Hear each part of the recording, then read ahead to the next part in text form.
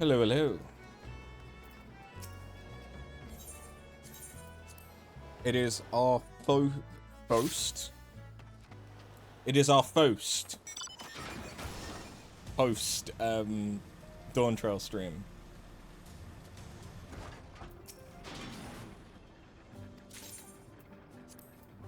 That's definitely the word that I meant, and not first. Because why would I want the word to be first?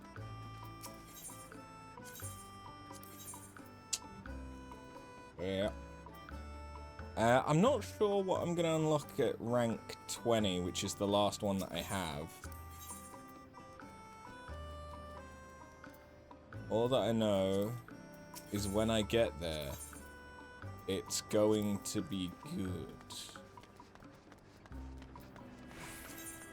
I think. Can I upgrade the workshop? I can! Okay, I should do that. Hey, Kaina, how's the gym? I need to do that. So, let's change this so it's going here, because then I get some of the stuff that I need, because I ain't going to be doing it today. You've yet to leave. So terrible. I see. I see. I've not really done any of these. Although this is now what Wondrous Tales looks like for me. Because we finished Dawntrail, it's no longer the stupidly easy Heavensward difficulty ones. But it does also mean that if I get gold, if I get 3 lines, I have options as to what I get more than I would have had before. And I can get a free map. Which reminds me, I should go and collect my map. Because they sell. 10 years, you've never got a single gold. I have. I have had 1 gold. However, I got it before I was max level.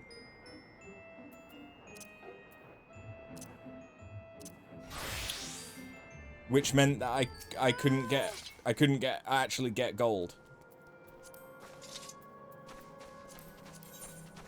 Which was poopy butts. So I got 3 lines. I've had 3 lines precisely once. But I couldn't benefit from it, so all I ended up with was like 1,000,000 MGP. Which was still good. But that wasn't on this character, that was on my other character, the one before I started streaming Final Fantasy. Yeah. You may notice that I have a lot more money than I did before. I have gone on a fucking spree of selling shit. In fact, actually, let's use this as an opportunity to show the FC house, because I've not shown it on stream. We didn't have it last time. We only just got it this week. All decoration is credit to Kaina. Yeah. It is still under construction.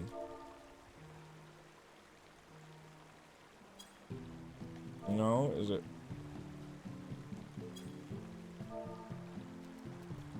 There we go. Little onsen can get my pussy wet. She loves it.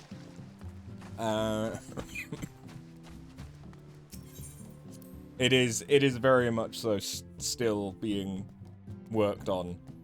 Oh, the sofas are gone now. There were sofas here earlier. Have you done anything? Oh, I see you've changed. Hello. Oh. Oh, I like the booths. Oh, the booths are nice.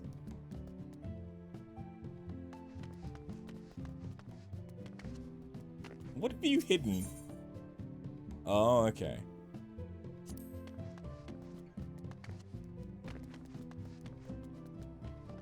It's gonna be edited when you can. Yeah. But it's looking good. I like it. Given that our FC is called After Hours, it just makes sense for it to be a chill.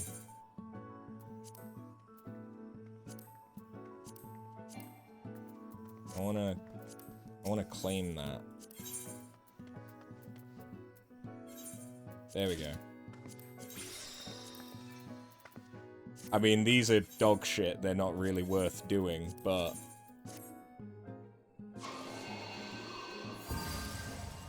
you're playing with the stage area too. No, I like it. I think it's gonna look really, really good. I also like the idea of it kind of being a reverse Seventh Heaven situation, where the pub is downstairs instead of the secret hideout. Then we have a workshop where we have one airship currently that is doing its thing, and I am working on building a submersible, and this is the second part. But it's taken a minute because, yeah, it takes a minute when you're doing it solo. Because while Kaina and everyone is in the FC, I mean, until yesterday, you hadn't leveled any crafters or gatherers. Your botanist can help somewhat now. Yeah.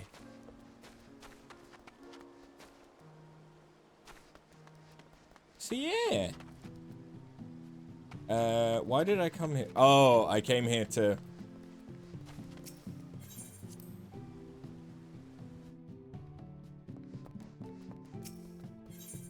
I meant to use the summoning bell to sell my map.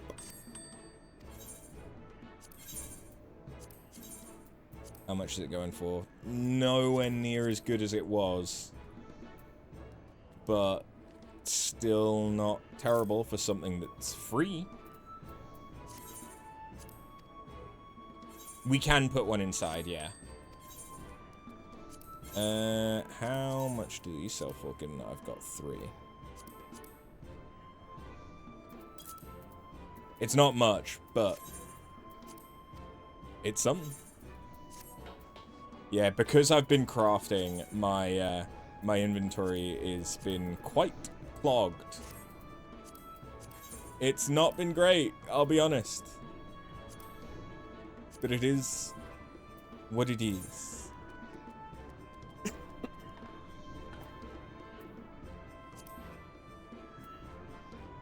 Oh, I never did. Oh, whoops. I never did the rest of Emiliance's turn-ins last week. With a small plot, you probably don't want to partition up the house too much. Yeah.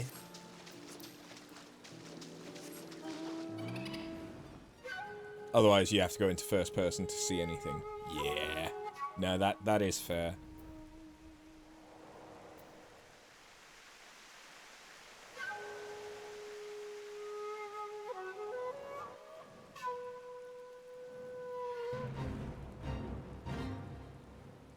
Oh wait, I need to be...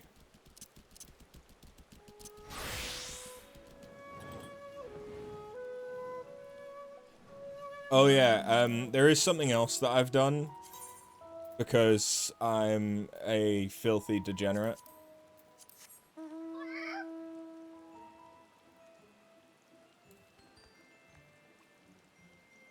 Meow.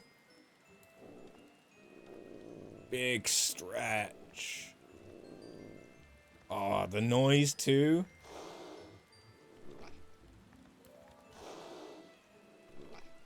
Cat shop whore. Look, it's a kitty cat.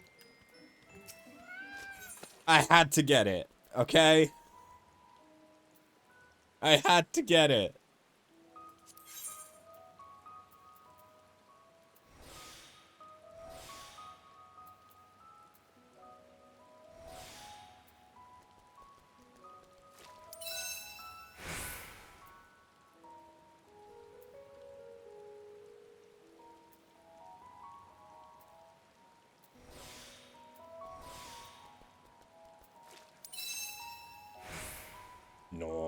Nice.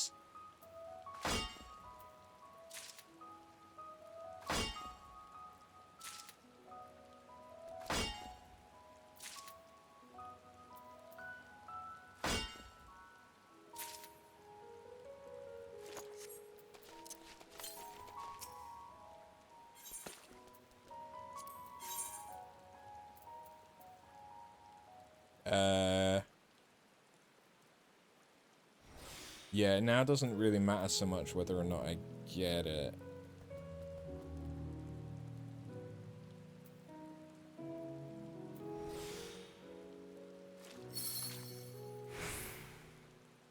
Yeah, it didn't happen. That's fine.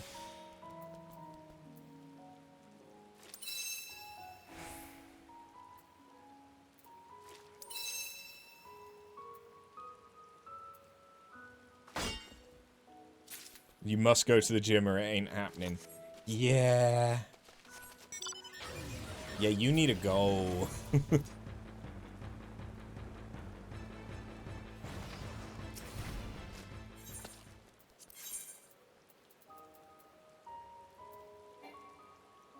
Oh.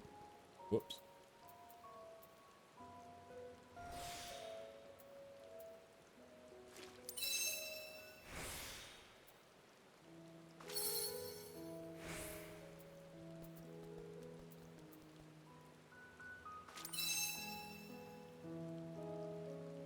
Is that a high enough collectability?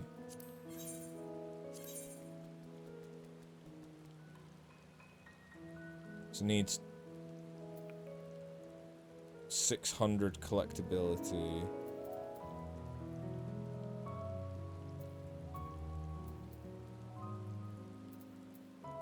I think this should be good then? Yeah, because it's 832. That's still enough to get the max rank out of Emiliance. Yeah, we'll be fine.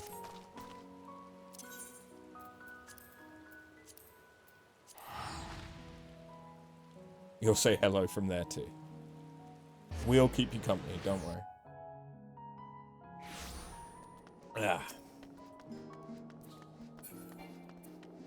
What am I doing?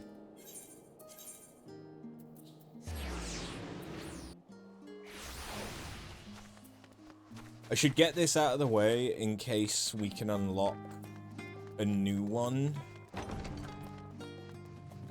Part of my thinking. It's also one less thing for me to forget to do each week. Oh, I should read this. Mammoths require a healthy supply of lubricating oils to keep their joints in good order. Not just any lubricant will do, however. The more impurities in the oil, the less responsive they'll be to ethereal manipulation. Let us see what we have here. Yes, this appears to be sufficiently sensitive to ether. The students will be pleased to have a mammoth so well suited to practicing their healing magics.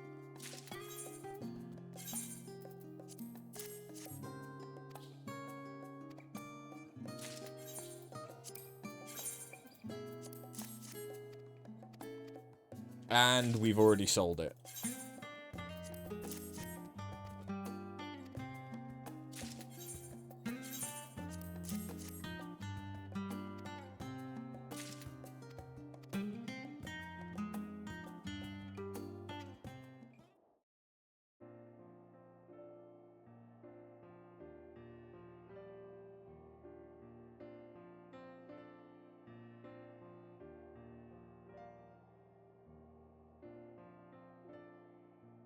Lady Emiliance, Merrild, and after.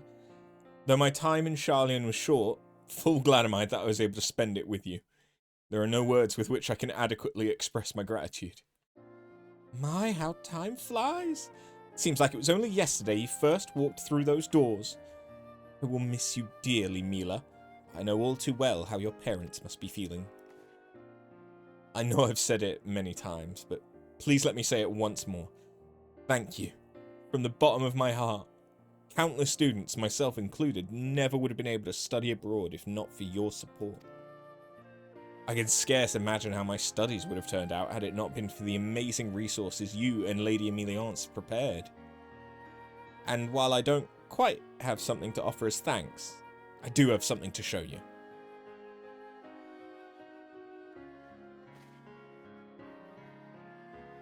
Here I go.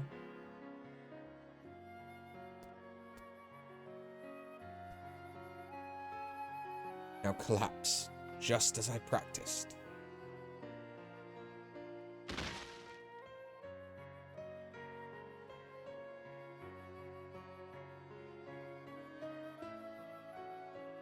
My word, you've learned to control it with such finesse. Oh, I can do more than that.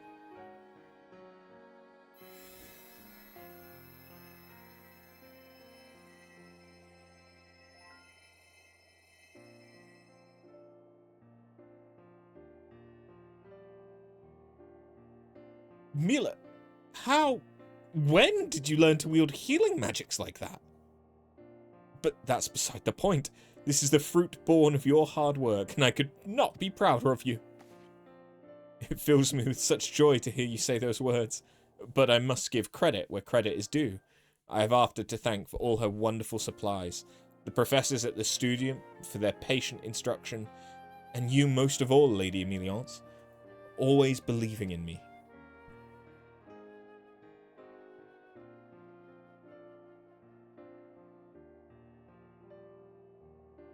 There is something you should know. I've decided to pursue alchemy when I return home. By studying the art of spellcraft, I feel that I've come to understand the advantages and disadvantages inherent between the two disciplines. It was when I first came to this realization that an idea sprung to mind. What if I were to master both? I could compensate for the weaknesses of one with the strengths of the other, and help even more people that way. What I'm trying to say is, once I finish my training with alchemy, I will return here. This I promise you, Lady Emiliance. So when that day comes, may I visit you again? Mila, you hardly need ask. It is a promise. There was just one other matter. Everyone in the house came together to prepare a parting gift for you. I do hope you'll like it.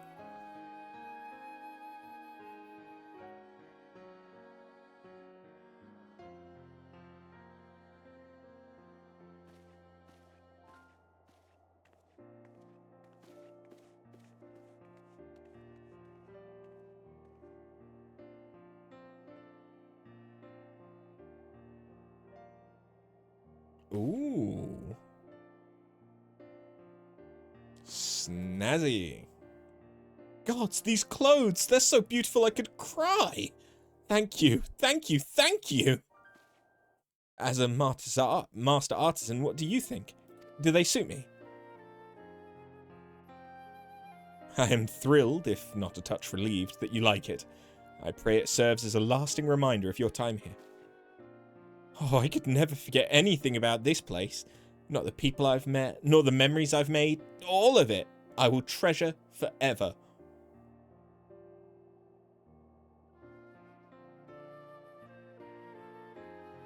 Miss Milladine, I'm afraid the time of your ship's departure draws near. We had best be setting off. I knew this moment would come, but even so, not ready to bid farewell, and after receiving such a lovely gift. Everyone, I will miss you all so much. And we you, Mila. Safe travels, and know that we will always be thinking of you. May your journey in life be one full of love and laughter, the selfsame gifts you gave to all of us. Thank you, Lady Emiliance. I'll do my best. Until we meet again.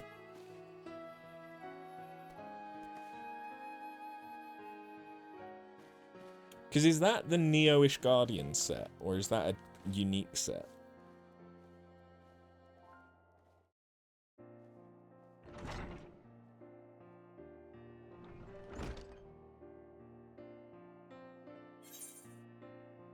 I do not know.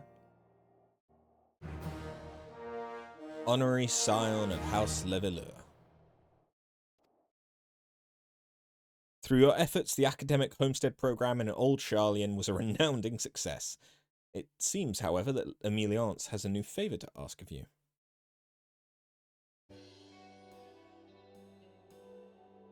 Never gets easier watching them leave. You can only hope you've done enough to prepare them for what will come next. But I shouldn't burden you with such musings. Certainly not when I have good news to share. Several homestead families have informed me the students in their care were able to finish their studies in Sharlayan and return home safely. An accomplishment we could not have achieved without you. Our success here has inspired me to look beyond Sharlayan's borders. There's no time for idleness, not when there are children who lack for opportunities to better themselves. Which is not to say I'll be refusing more students for academic homestead, far from it. Though it would be something of a shock for Alphino and Alizé to find what they believe to be a stranger boarding in our home. And if Fortuno were to find out, well, I'll simply see to it that he doesn't.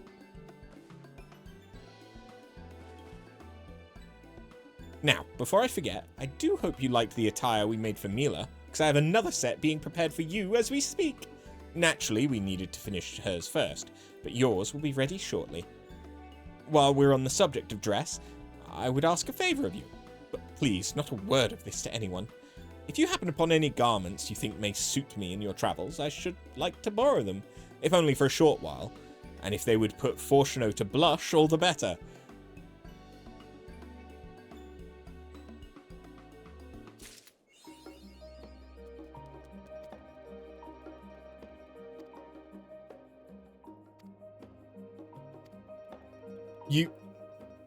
You want me to dress you sluttily?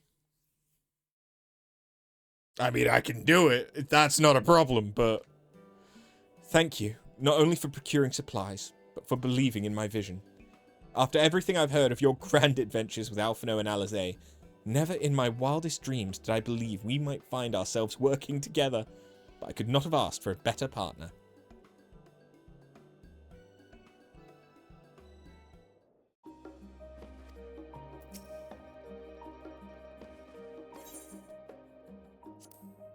I don't think I have any glamours. I do find it odd that it doesn't let you access stuff in your glamour dresser here. I always find that odd.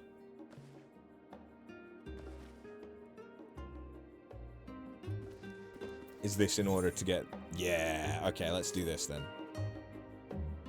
Because, you know, I like glam.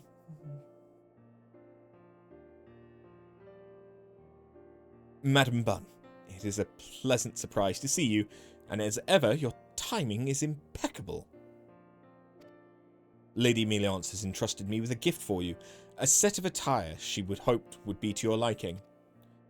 Before relinquishing the clothing to you, I thought it prudent to make sure they are a proper fit. I'm terribly sorry for the inconvenience, but may I trouble you to speak with the maidservant yonder?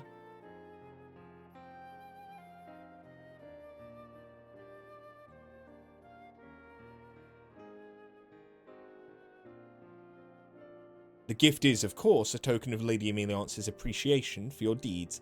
I should hope you'll accept it as a sign of thanks from we servants as well. And if I may say one more thing, please continue to look after Master Alphino and Lady Alizé.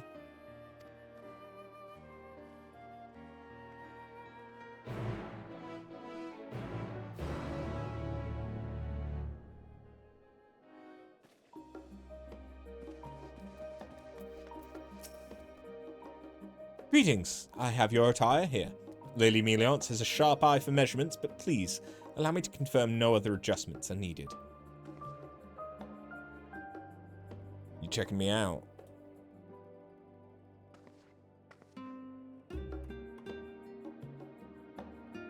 She is, she's checking me out.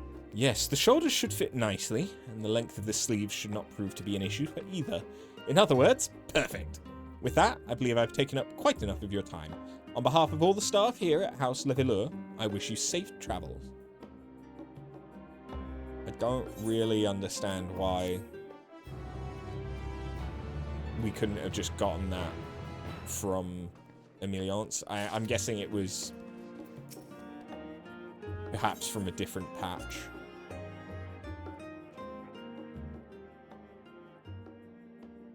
And they added it later.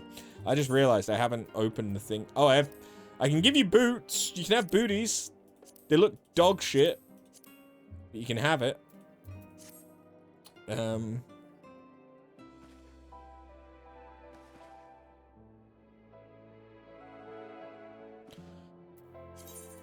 temptation to, like, just get out the bunny set. Like, the bunny chief set.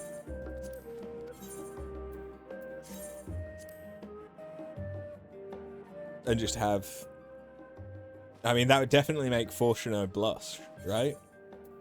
I mean, I'd fucking hope so, anyway. What has she got on under there, anyway? Okay, so she's got, like, full tights underneath.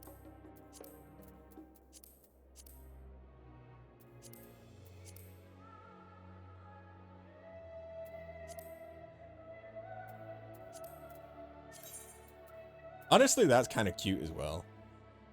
I do quite like that jacket. She looks like she's trying to cosplay as her son a bit, though.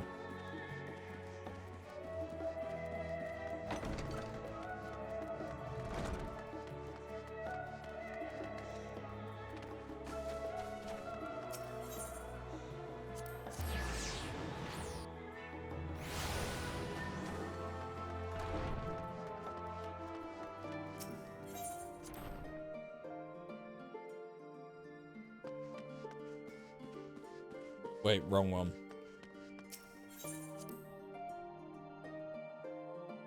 Talk to what's his nuts.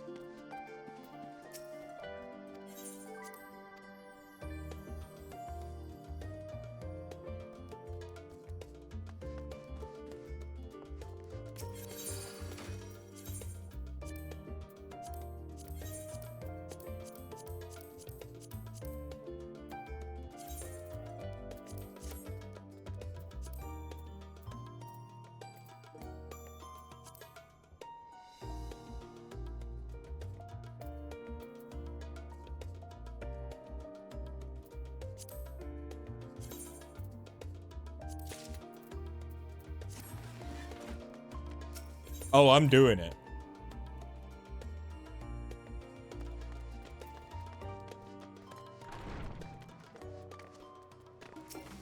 We're making Fortuno blush. Alright, that's what she asked for. I'm fucking doing it.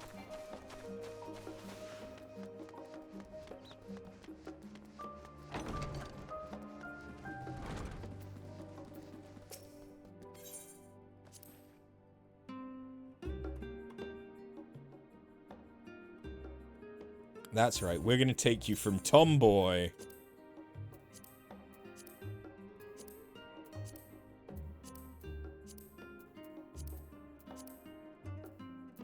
to bunny.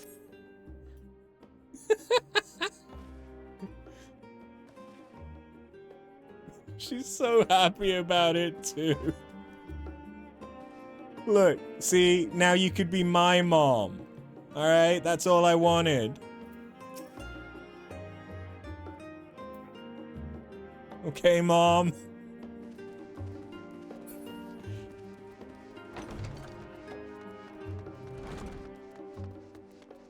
I am a terrible human being.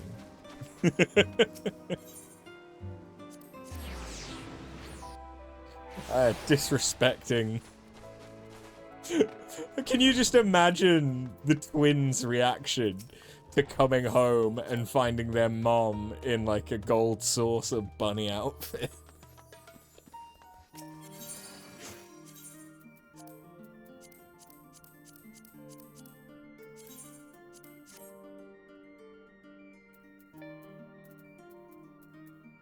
Sweet. Alright, let's do this, and where's the... There it is. This is, they added some new stuff for MGP, which is mainly a bunch of t-shirts. Ah, there they are.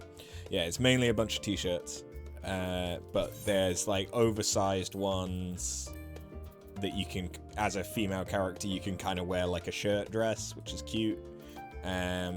There's like normal, t-shirt, and muscle fit. They're pretty cool. I like... This is basically just... You can almost entirely ignore the fact that there's the chocobo on it. It's just a black or whatever color you want, whereas the other ones keep their design when you dye them.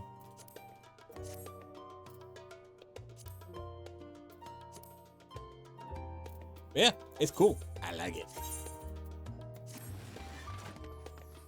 And, you know, goth. Soft goth. Goth. What now? I mean, there's a lot of things to do in, like, Tuliolal and Solution 9, I imagine, but...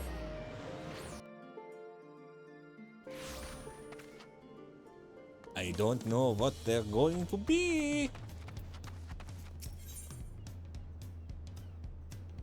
I think that's just a... That might be the Alliance raid, actually.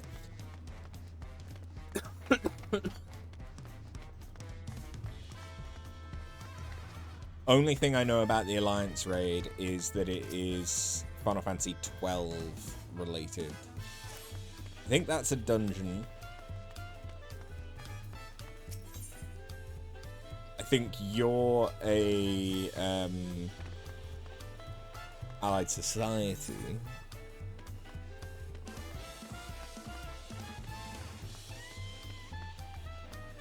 Have I actually unlocked all of the extremes for Endwalker? No, I have yet to unlock any of the extremes from Endwalker. Alright, let's go and do that then. And then we can unlock the Dawntrail ones. Yes. I also still need to unlock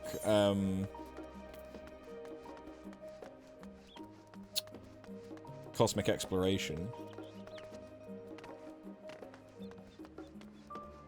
Although I don't particularly want to do more crafting right now.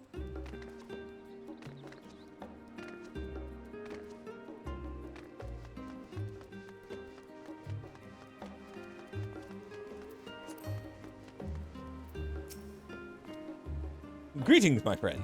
If you have a tale to share, this minstrel's all ears.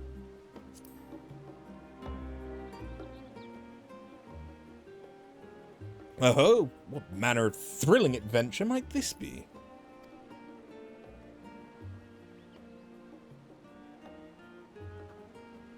Good gods, a battle on the moon with Zodiac, eldest and mightiest of primals?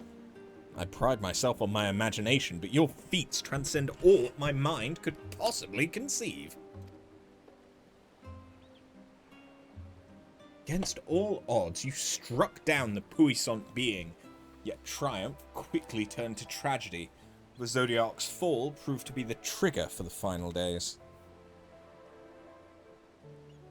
Yes, yes, the words well up within me. Pray, lend them an ear.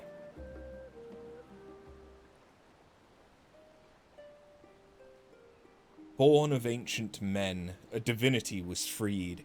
Their hopes unrequited, they knew no reprieve. Born of mortal men, a champion did rise, ascending to the heavens, ruination to defy.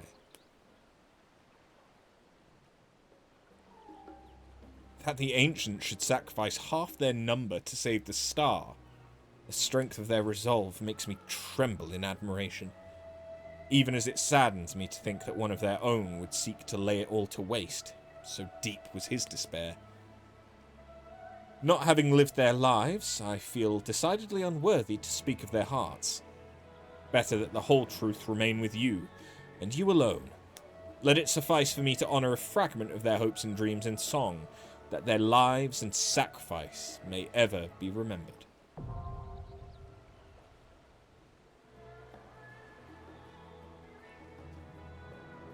I mean, I still need to get... No, I got all of the Shadowbringers ones. I just haven't got any of the Endwalker ones yet.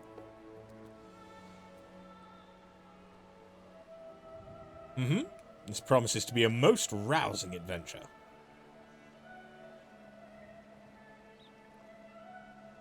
In order to prove your readiness to avert the final days, you undertook a trial imposed by no less a being than the will of the star, Heidelin herself. It staggers the mind to imagine such an encounter, to say naught of the thousands of years Vinar had resolved to wait. Yes, I dare say I have a song. You will listen to it now, of course.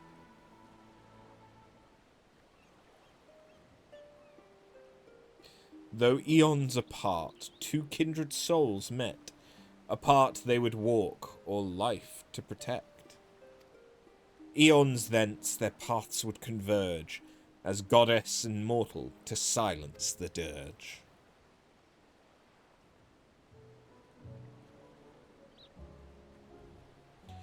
For time beyond counting, Heidelin waited for you in patience and faith, and when at last you were reunited, even as she desperately wished for you to surpass her, she knew she could not hold back, and did not. Hers was an unenviable burden, and a noble sacrifice. Tears well in my eyes to imagine the hardships she has had to endure. But it comforts me to know that her long journey was not in vain, that her hopes passed on to you. This tale is an epic among epics, and full honoured am I to have been given the chance to weave a song for it. From the bottom of my heart, I thank you.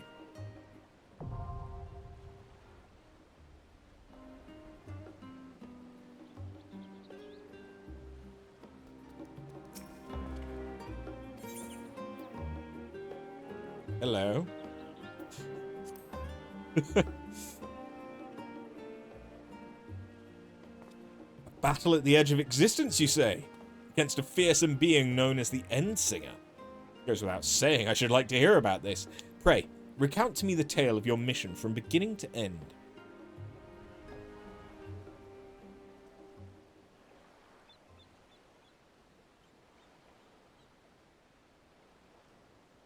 Good gods!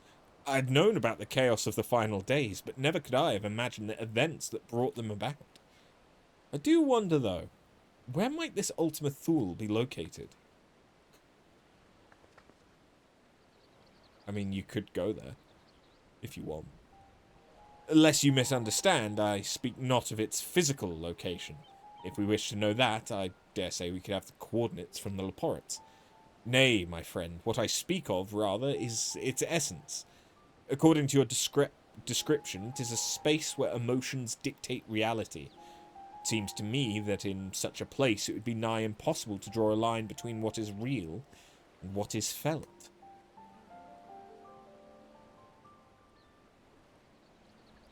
In nature, there is a phenomenon wherein the structure of a massive object may resemble that of something diminutive. Might it not be possible, then, that the structure of the sea of stars resembles that of the heart and mind, of the complex mechanisms that govern our feelings?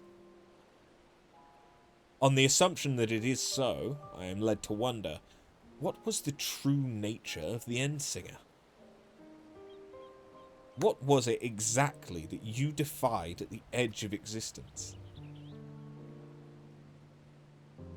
These are just the wild ramblings of a minstrel.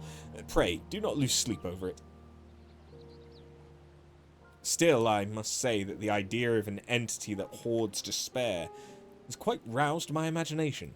For instance, had the Endsinger succeeded in gathering but a few more stars' worth of despair, nay, perhaps even that of a few more souls, might the outcome have been different? Yes, I believe I shall explore such an eventuality in song. Time to treadmill, oh no. The light of hope kindled by your comrades is brilliant. Alas, so dark is the despair you face, not even that light can pierce it.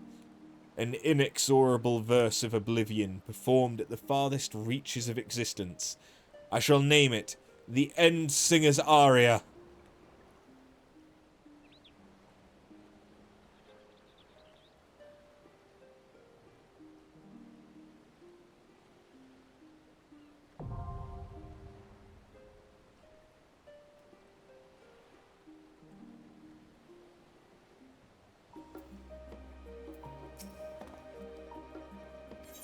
Oh god. So many.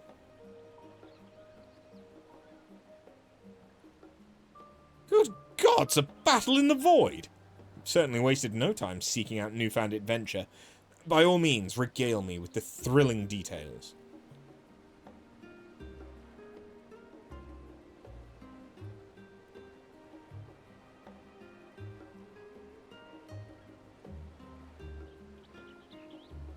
A world without death, where the strong devour the weak, and a woman touched by darkness who possesses the power to seal void scent. Fascinating stuff indeed. This archfiend Barbaricia, as cruel as she is ravishing, though she's fearsome enough by your account, I cannot help but wonder, what if she had devoured more of the great worm's ether? How terribly bright might her soul have shone then? Yes, they come to me, the beginnings of a new verse. Pray, listen if you will.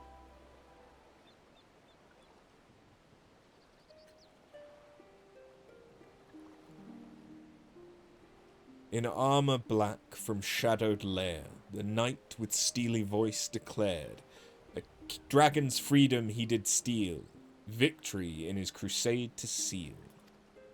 Wind made flesh, the archfiend fair, her pride, her long and lustrous hair. On dragon soul she feasted well, a tempest free to toll the knell.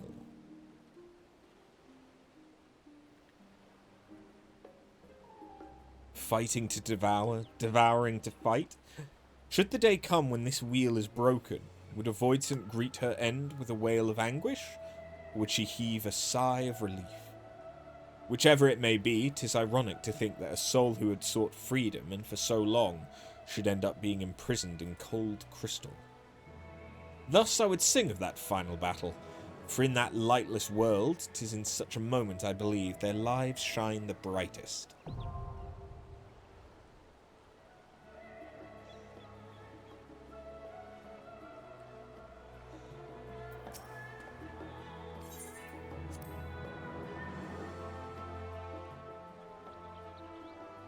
The Void sent thought to cross the rift and launch an assault on our world. Goodness! And here I thought you might find a reprieve from your dealings with the Void and its denizens. Pray, tell me more.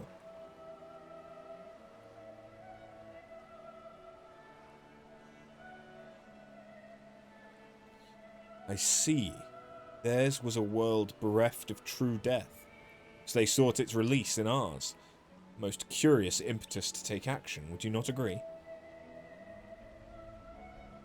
And this Rubicante, he too was prepared to embrace his end with open arms, yet I cannot help but wonder, had he drank deeper of the dragon's ether, how brightly might his soul have burned ere it flickered and failed.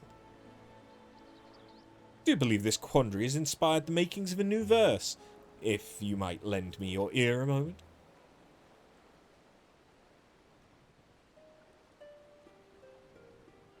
In armour black the knight did ride, to claim land wherein death resides. Thither would his people know the silent gift of death's great flow. Honour bound, a fiend of fire, forged in battle, honed by ire. He stood defiant, soul ablaze, heart heavy with sins of bygone days.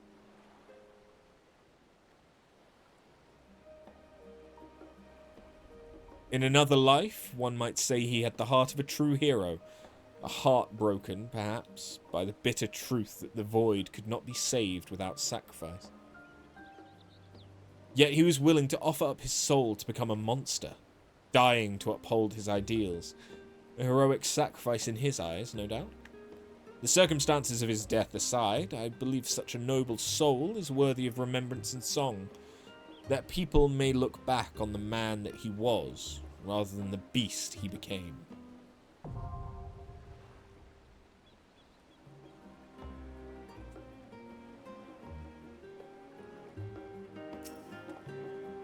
Still going.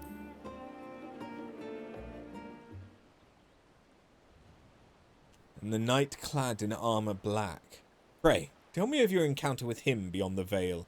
Spare no detail.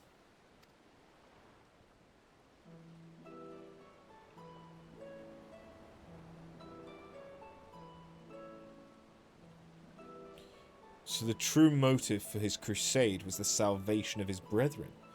Thus did he pervert Ajdaya's yearning to return home into a force capable of breaking down the barrier between worlds. For one that speaks of deliverance, concocting a plot that would condemn the souls of another world to death rings decidedly unheroic.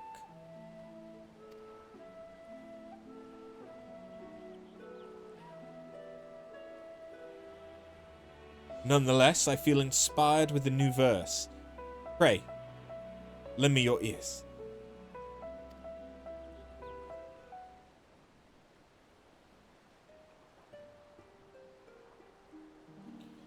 For home the shackled worm did yearn, stained by shadow, her true nature turned. In darkness did her captor swear to claim his kind, their stolen share. Only salvation would suffice, another world to pay the price. Hailed hero or branded villain, deeds never to be forgiven.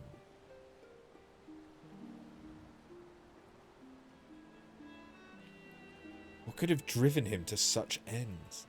To sacrifice the very souls he hoped to save, to give rise to an entity born of such sorrow as Zeromus. He is worthy of contempt for his deeds, of that there's no doubt. Yet all was done for the salvation of his people. One cannot help but be drawn to such a tale.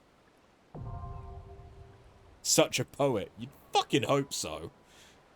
After everything, all the stories we'd given him, you'd hope that he's at least got a good rhyming scheme. Okay, last one from Endwalker. The dread beast Zeromus was a battle that shook the very heavens, I'm sure. Naught less would befit an adversary named for a fallen champion of the 13th. If you are willing to share, a captive audience stands before you.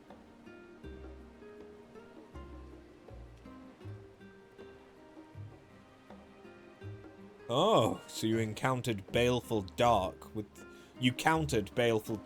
resplendent light. What a fascinating twist to the tale for Zero, denizen of the void, to wield it. To be possessed of the strength of spirit to forge her own future is so brazen a fashion. Though in truth, knowing she is part void sent, I would have expected the light to refuse her outright. I shudder to think what might have happened if it had. To her, to Ajdaya, to this very star. From musings of darkest despair springs forth a song of hope, if I may.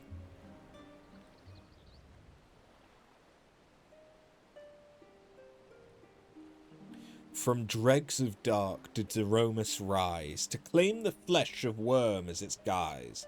Bereft of death, its kin left to weep, as fiend unleashed sought home and release.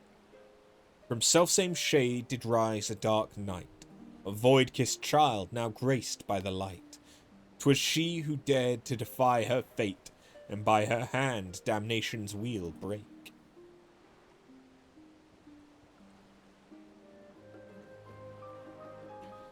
For mercy, it seems Zero has found a way to save not only her void-sent kin, but her home as well.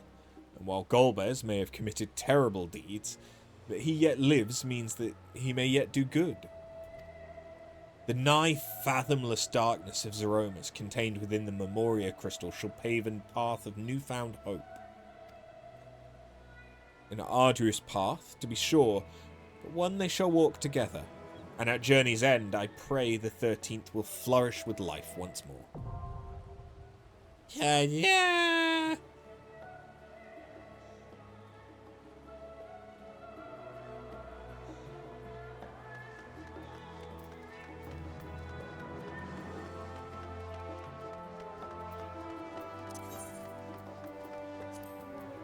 Alrighty. Whilst we're at it, let's do the Dawntrail ones.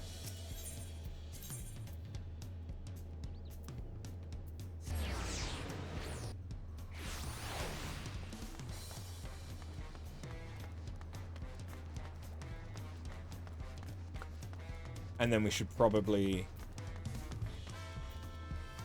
I just realized something. I did not close the window today. So before we get a tomcat show up, let me go and do that.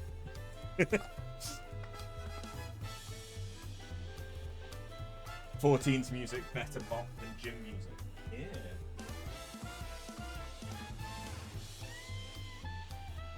Take my plate down as well for my dinner. Put my slippers on because I'm an old man. Stay with me.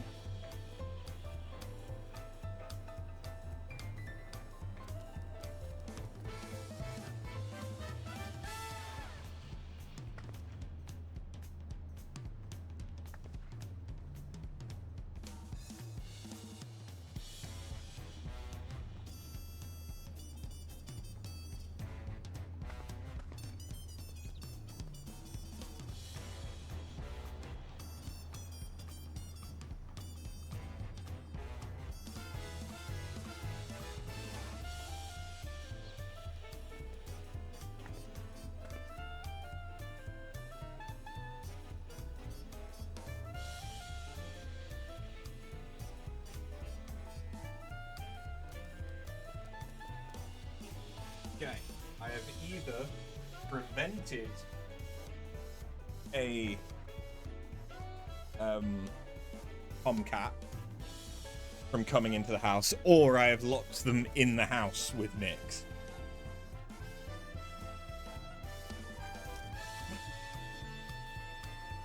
We'll find out.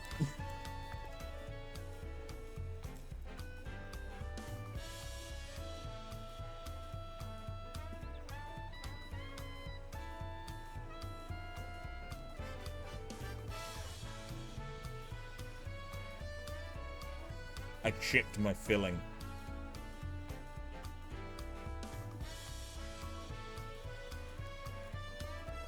Which I probably did eating the thing I'm eating now.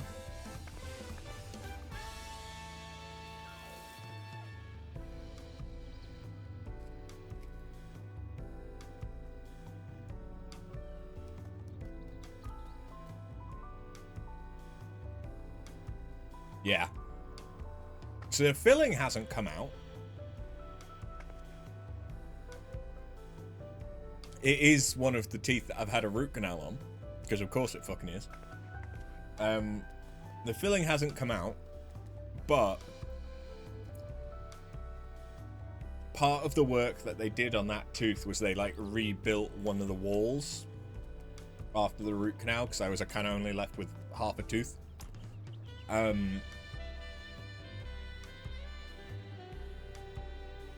And part of that like rebuilt bit of tooth, because it still wasn't a permanent filling, it was a temporary filling, I believe. Part of that has broken off, so I now have a not sharp but pointy gap in the side of my tooth. Love it. This stuff always happens just before the weekend as well, so I wasn't able to get through to the dentist today to see if I could book something in for next week, so I'll have to call them, see if I can get anything next week. My word, is that you, After? I'm overjoyed that fate would arrange this meeting, though I'm not surprised. When I heard tell of your journey with Wooklamot, I had a feeling it could only be a matter of time until we crossed paths. What am I doing in Taral, you ask?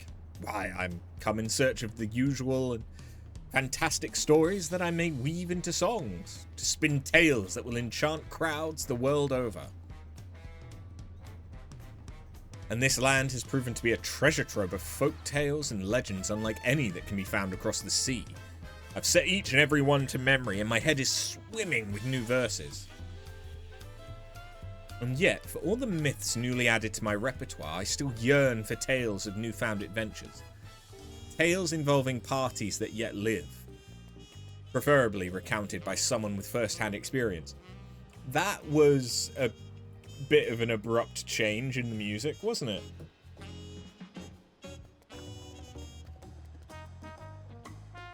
And you are just such a woman. Pray, share with me everything that happened since you set foot in Thrall, and I shall set it to song.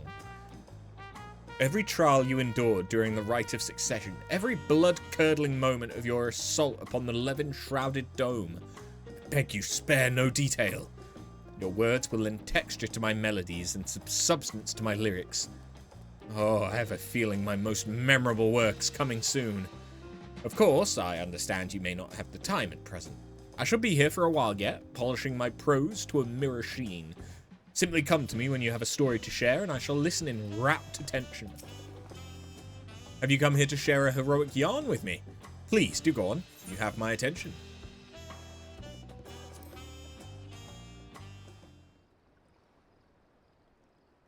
So, what have you brought for me today? Valagarmanda.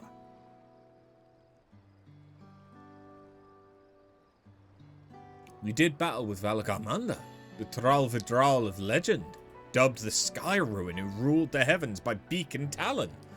Many are the legends of this beast among beasts. I'd wager the telling of your battles more thrilling than the most harrowing tales. By the hands of a devious scoundrel was the seal put in place by Glul Jar Jar broken, and thus was the living calamity unleashed again upon the world, only to be struck down by Wook Lamont and her mighty companion.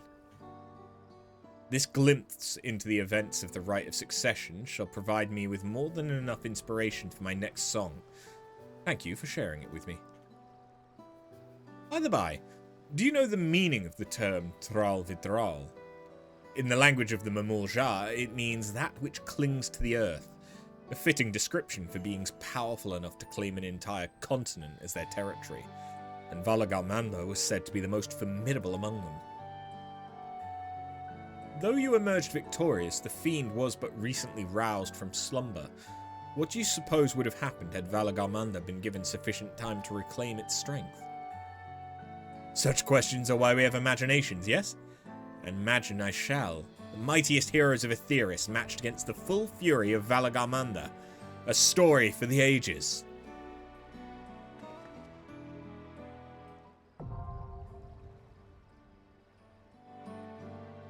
But we don't actually get a song.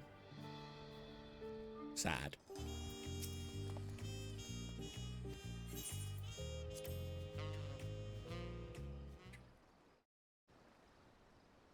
So, what have you brought for me today? That time I murdered Zoral Jar?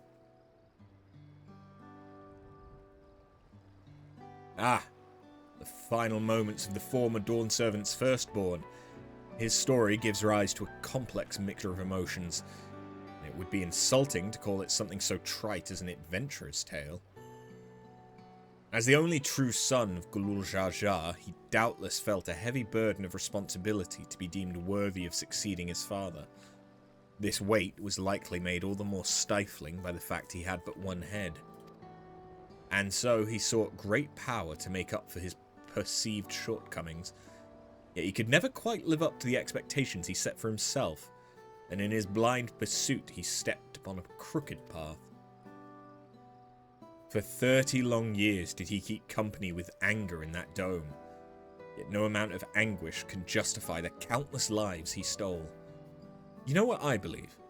I believe the moment Zoral Jar killed his own father, whose admiration he fought so hard to win, his life lost all meaning.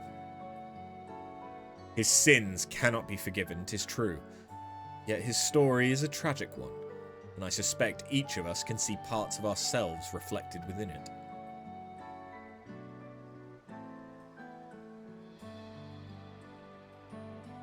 Thank you for sharing it with me. A dark shadow loomed over the Rite of Succession, and we would do best not to forget he who cast it. While many will view Zoral Jar as a murderer and tyrant, reducing him to a mindless villain will blunt the impact of the lessons we can learn from his fate. This is a tale that must be told with great care.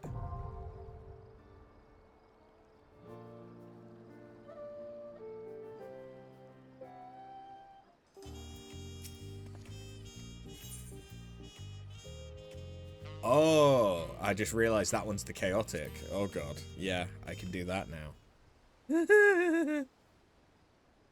So, what have you brought for me today?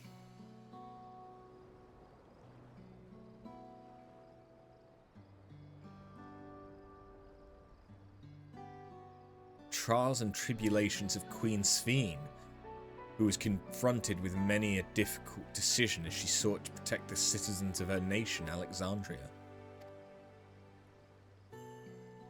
In that realm, people regard souls as a resource, and when they die, the ether of their memories is used to create the endless simulacra of the departed that can only be sustained with life force harvested from the living. Being so very different from what we know, such a way of life is difficult for us to accept. Indeed, it seemed only inevitable that you should come into conflict with Sphene.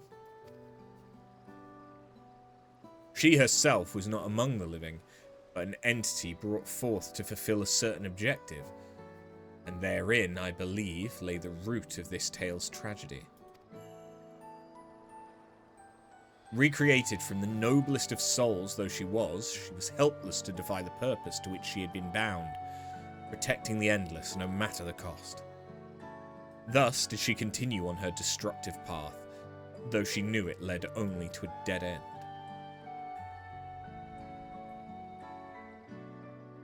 A question, if you may, my friend. Deep in your heart, do you believe the Sphene whom you met was alive? She was alive in her own way. So you think that, even with the knowledge that her existence differed from the living, you hold that she was alive? I thank you for your honest answer. I shall take it to heart. For my part, whether or not she was possessed of life, I believe that there existed an individual called Sphene, who cared deeply for her people, who heard the voices of her people, felt as they did, and thought only for their welfare. That is why, at battle's end, she returned as the gentle soul you knew. But here, the thought fills me with dread. What if that soul failed to return, and the fearsome entity she had become continued its relentless onslaught?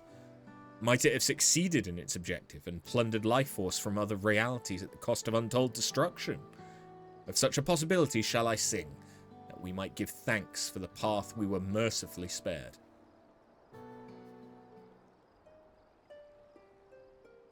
By golden light 2 rulers walked, their paths in conflict lying. One bound to slay, one sworn to save, they forged ahead untiring. The memories of departed days endures fate and fetters, for keepers staunch a blessed warmth, oblivion for the breakers.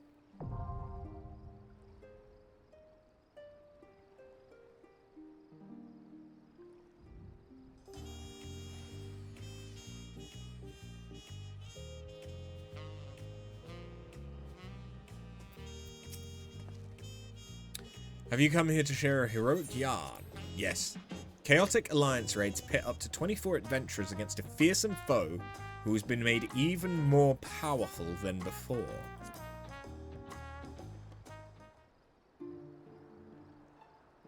Ah, that reminds me. Some days ago I had the pleasure of meeting your good friend Graha Tia. He approached me, wondering if he had seen me somewhere before, so I told him about my endeavours in verse. Taking an interest in my work, he invited me to join him at Shabalyev Tie, where we discussed tales of heroism over tacos and churrasco.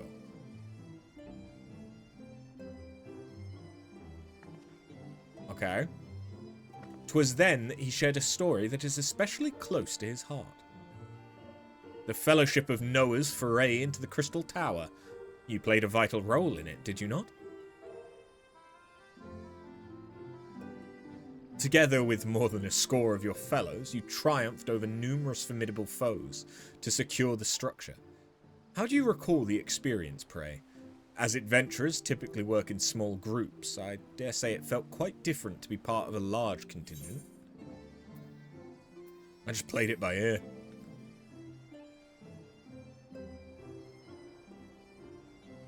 I do favour such an approach myself. Now, I can only speak as an observer, but I imagine it must be uniquely satisfying to sally forth as a member of a great collective to accomplish tremendous feats. And to defeat the dreaded cloud of darkness is a tremendous feat indeed. She is a ruler among her kind, occupying the highest rung of the hierarchy of Voidsent. Full oft has she left her mark upon mankind's history, not least of all when she forged a pact with Emperor Xande, and according to records, she employed powerful magics the likes of which defied mortal comprehension. Didn't she use beams and more beams?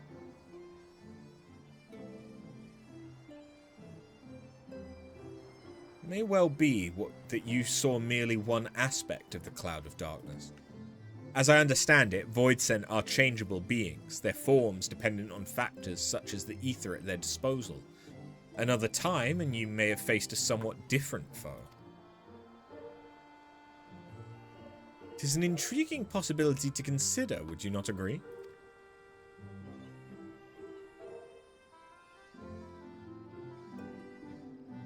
So, together with your comrade Reen, you gave rise to a being based upon the Cloud of Darkness. A familiar yet distinct entity shaped by your combined impressions of the Voidsent Queen. That gives me an idea. I shall compose a song about the true Cloud of Darkness as I imagine her, for which I shall draw inspiration from your account. Without further ado. When light and dark as one become, to oblivion all to cast, a champion dauntless shall rise, to cleave them at the last. Into their hands entrusted be the hopes of all mankind, upon the wind eternal born, a bright and shining sign. Hey, Tingles. The time is come, so go you forth unto the battlefield. The final confrontation looms to test your blade and shield.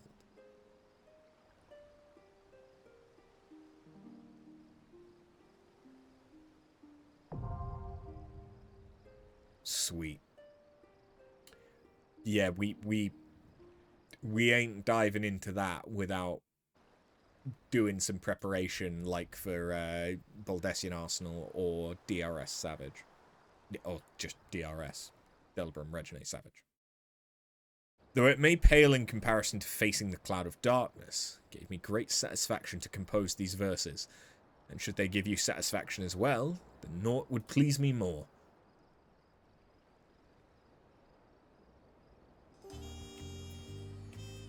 Correct you if you're wrong.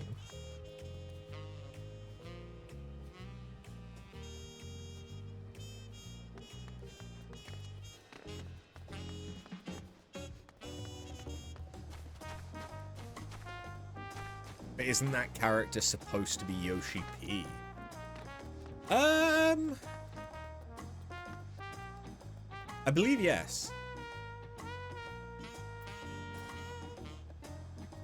Although there's I think there's a different version of him that you see as part of the Rising event, or at least you did for the 10th anniversary Rising event, which is to commemorate A Realm Reborn coming out,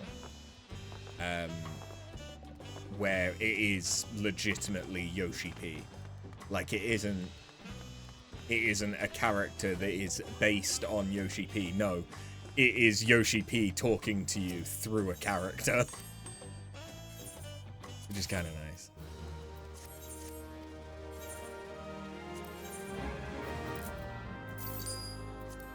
We've got the Moonfire Festival coming up soon. Oh, kinda. I got some frilly curtains for the house. Frilly curtains?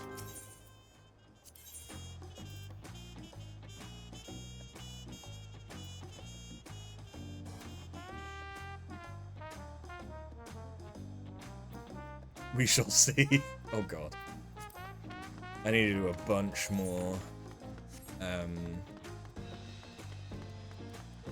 I need to do a bunch more of basically everything. Alright, let's unlock the... I presume it's an allied society.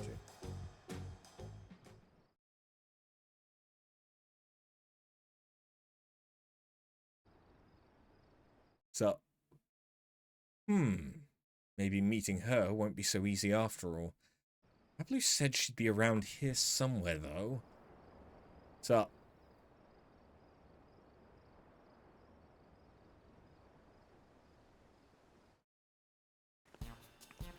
Whoa! After? The adventurer? The mighty warrior who traveled the length and breadth of Toral, taking in its myriad sights, sounds, and smells, even those within the otherworldly dome? The savvy haggler who helped the Third Promise acquire a saddle worth 10 pel in the thousands column, despite starting with a mere 100?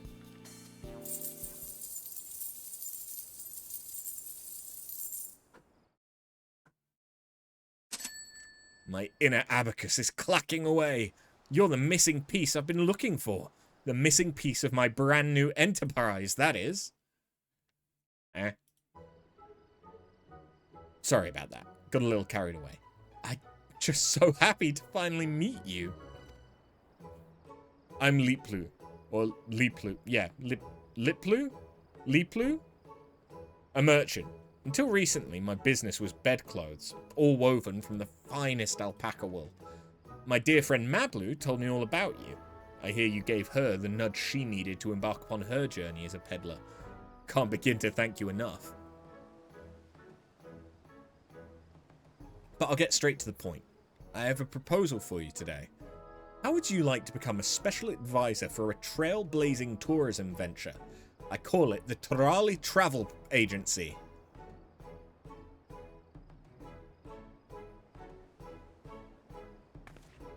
Hello. Meow.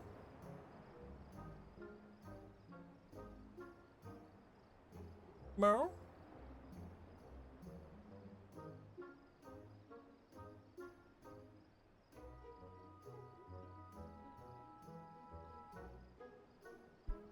No.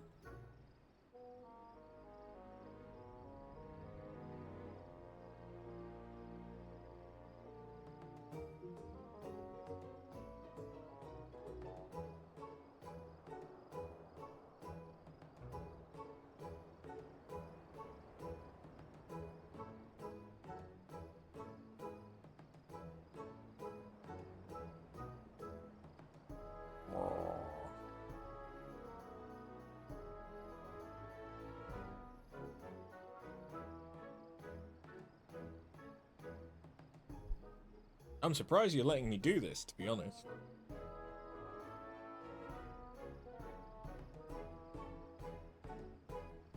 I feel good.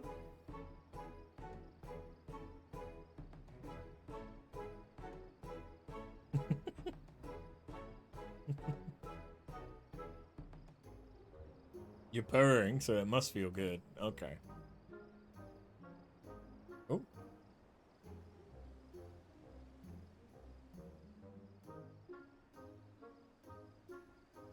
She's reading.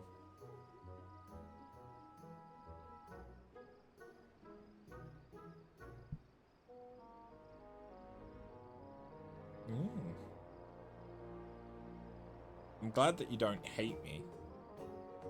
Because I was playing with two very cute kittens yesterday. I was giving other cats attention instead of you. I'm so sorry.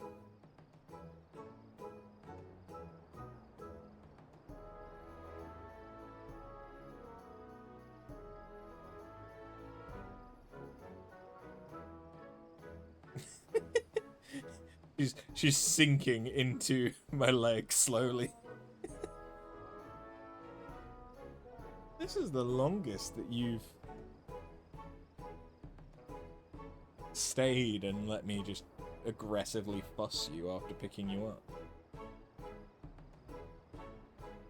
Clearly you like this, huh? I'll remember that.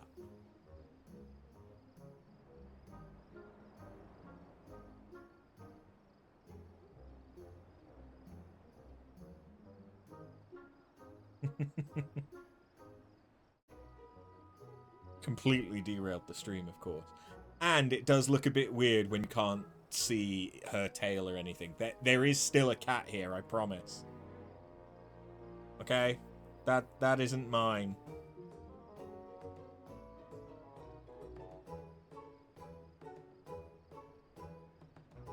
Though the placement of the mic did make that look a bit weird as well, didn't it? Okay, yeah, no, this actually does look a bit suspect, doesn't it? I promise it's fine. It's all above board.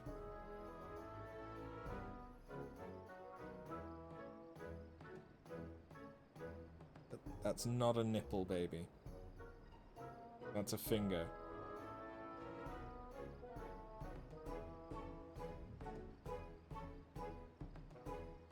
I did have kittens. Kittens? Kittens. Kittens licking my fingers yesterday, thinking that they were nipples, I think.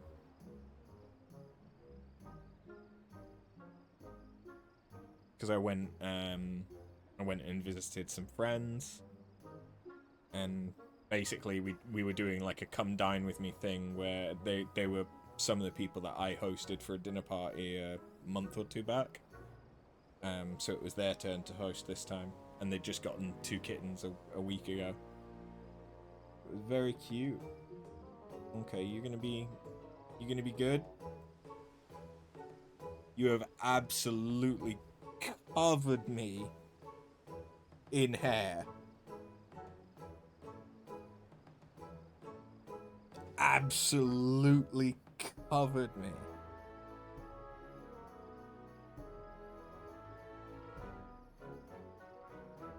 I mean, I know this isn't the right tool whatsoever, but it might still gather some of it.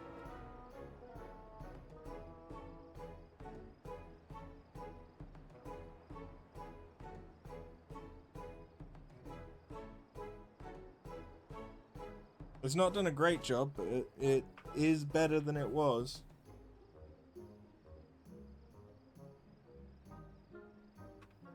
I'll take it. Ugh. Okay, sorry about that. Of course, you'll be compensated for your time.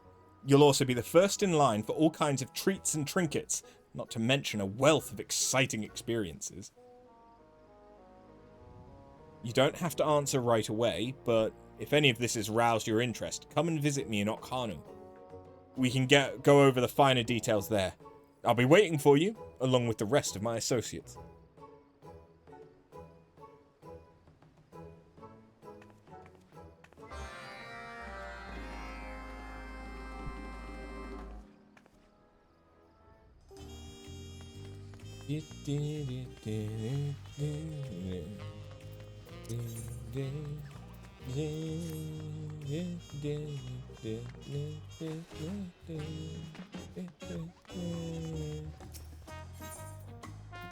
What is that chess piece?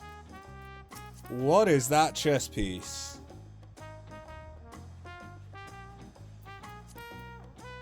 The Mayakov Cask of Aiming. Okay. I'm guessing that's probably from the Alliance raid. Okay. Okhanu.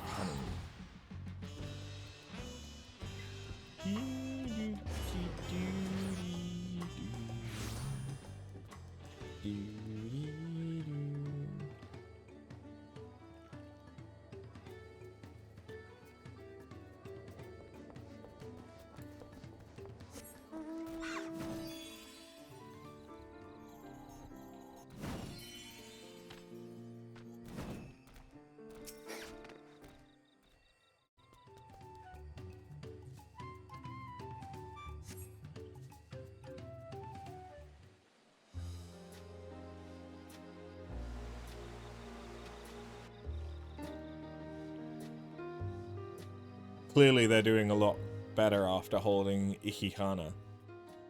Ah, there you are. Thank you for coming.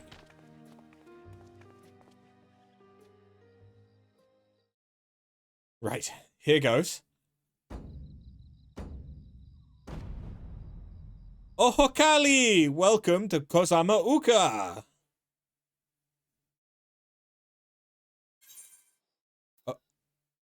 Ohokali!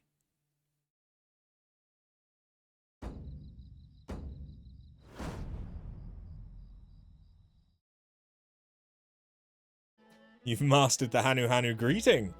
I wouldn't expect anything less from someone so well-travelled.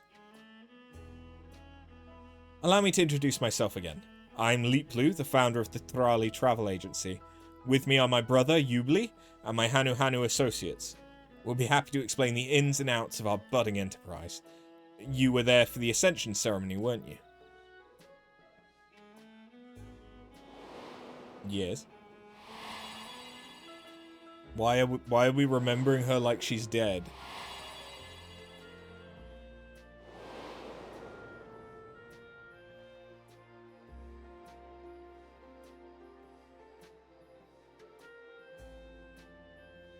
Dawn servant Wuklamat spoke of growing to love her people all the more as she got to know them better, of how she wanted us to live with joy in our hearts and smiles on our faces. Well, those words certainly left their mark. The capital's residents are eager to learn about their fellow Thrali, who in turn yearn to foster understanding. You see it too, don't you? An unmistakable business opportunity.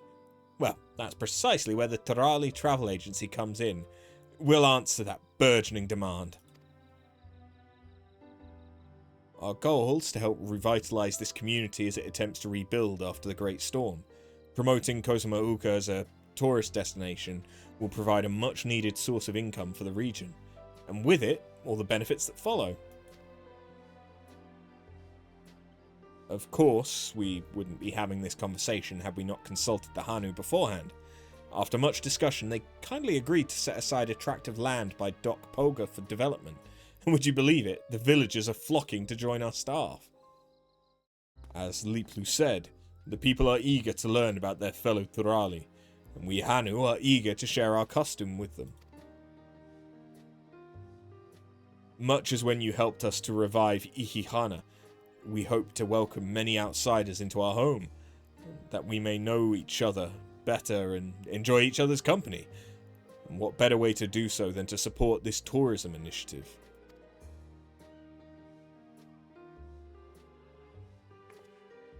Of course, tourism is an industry new to Thrall. This is unfamiliar territory in many respects, and people understandably have their concerns. Who better to assuage those concerns than someone who's roamed far and wide and met with countless Thrali from all over the continent?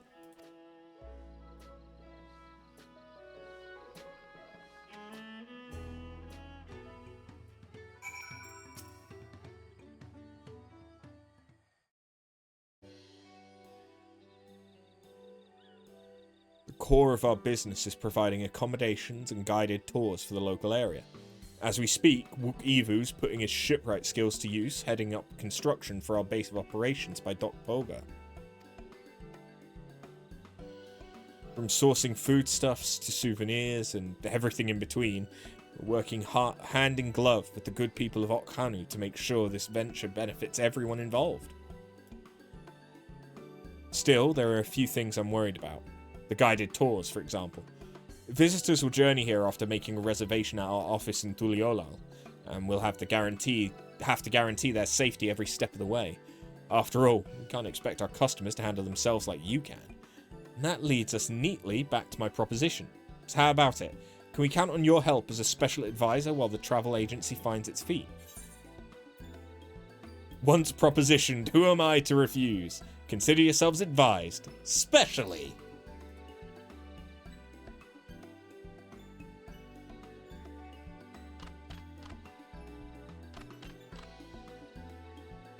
Ah, I knew we could count on you. Wonderful. Although I'm loath to put you to work straight away, I would seek your assistance. We guides have each devised a plan for our prospective tours based on our knowledge of our homeland. but we'd benefit greatly from the input of a worldly traveller like yourself. Honest opinions only.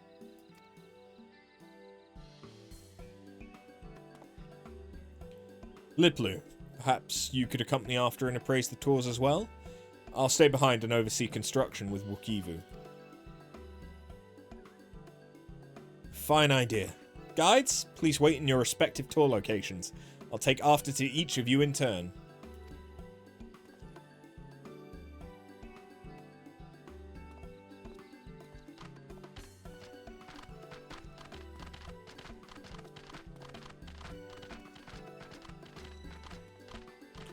When you're ready, just say the word. I'm as keen as the Hanu are to hear your thoughts.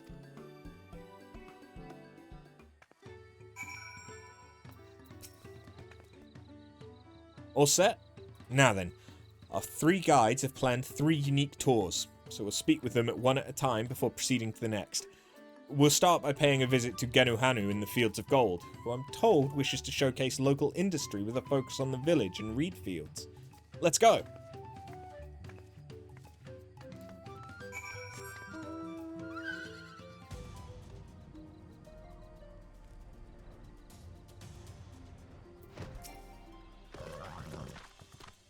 I'm glad you're here. I almost couldn't bear the wait. Right, let me explain my concept for the tour.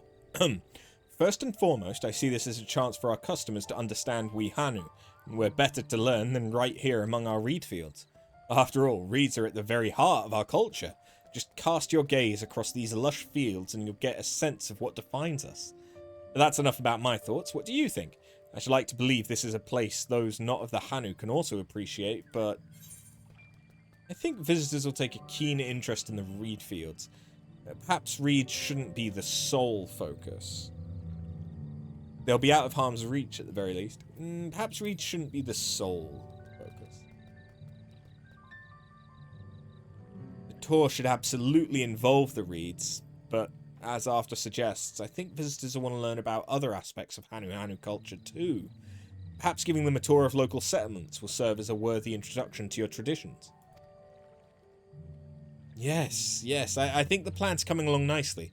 To summarise, if we begin by guiding guests around the villages, they'll see how reeds are so tightly interwoven with Hanu culture. That way, they'll appreciate the precious resource growing in your paddies all the more. I was so excited about showing visitors our fields, I hadn't considered they might like to learn about the normal, everyday lives of we Hanu too. I appreciate the suggestion. Consider also having a range of handicrafts on offer when the visitors might purchase if so inclined. Perhaps a mix of practical household items and more esoteric trinkets, charms and the like.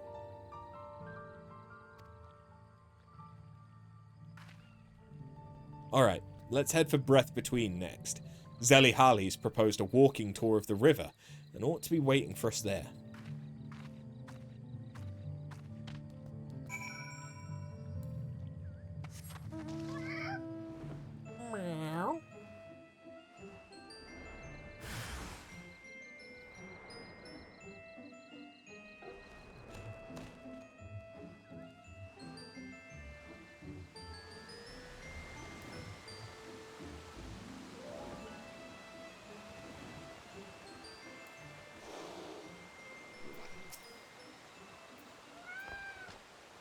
I completely lost track of time. My attention was whisked away by the endless waters of Kuukjage. If you didn't already know, Kuukjage means big tongue in our language. If you aren't careful, you might find yourself slurped up and taken off by the current. No, I bet insights into the language like that would prove a hit with visitors. I'm glad you think so, but I'm still a little unsure of my plan. The idea is to guide guests along the river, explaining the language and local history as I go, but is that really enough entertainment? A leisurely educational stroll sounds delightful. I hope you're well prepared for any water-related mishaps. Ooh, how about working in a spot of fishing too? I see. Offering an activity besides sightseeing's a wonderful idea. I appreciate your advice. Whatever form the tour takes, I want to make sure our guests leave completely satisfied. I'll be sure to confer with Liplu as I hammer out the details.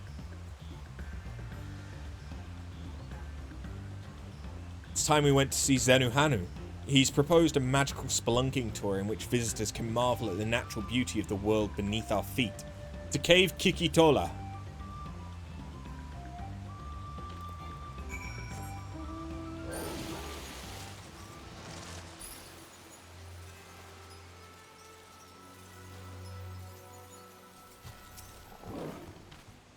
There you are. I'm starting to feel lonesome waiting for you to arrive. Let's get straight to it, shall we? Cave Kikitola is the source of many minerals and medicinal ingredients. For generations, it's been held as a sacred site of healing. I'm sure visitors will be enamored with the cave's natural beauty, but the route here from the villages is long and arduous, and the interior is rather dark. I fear it might not be a suitable reward for the challenge of simply getting here. Given the cave's symbolic importance, I think it's a splendid idea. Visitors could try their hand at collecting medicines and minerals.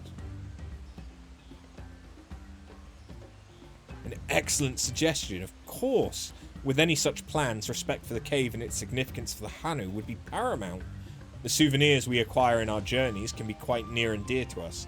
I think visitors would love to take a piece of their trip back home, and the villagers could make use of any surplus materials as well. But as Zenu Hanu said, the cave is somewhat remote. We can't discount the possibility of tour groups running afoul of fiends on the way here. Perhaps we'd be better off reserving this course for more seasoned travellers. I must say, the two of you are full of fine ideas. I'm starting to get excited. Just give me a little longer and I'll have my plan ready. Well, with that, we've heard all 3 proposals from our guides. I'm sure you're tired after all that traipsing around, so let's get back to Okanu, shall we?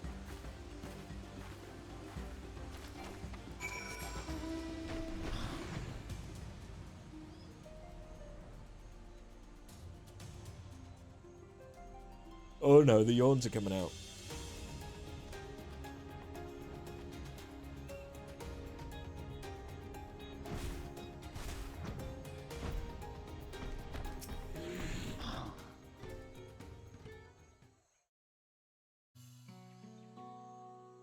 Sorry to have taken up so much of your time, but you helped address the guide's worries and brought some excellent suggestions to the table.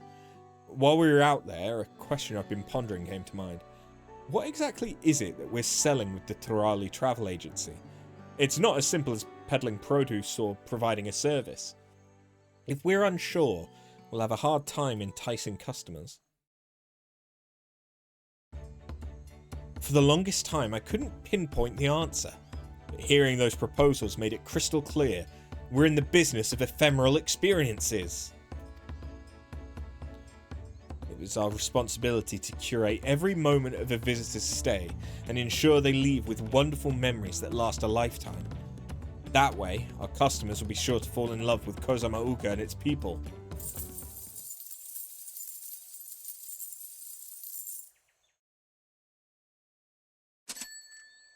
I can practically hear my inner abacus clacking away.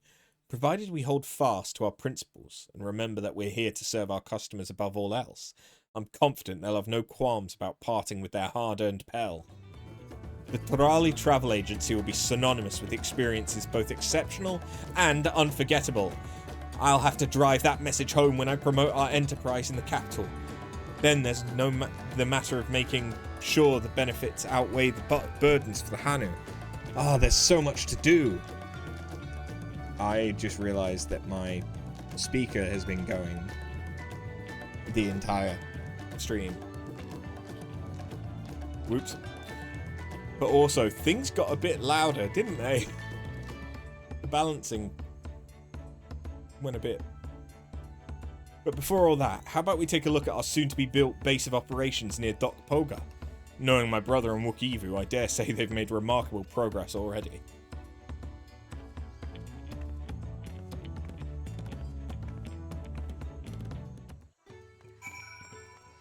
So is this going to be kind of like the Namazu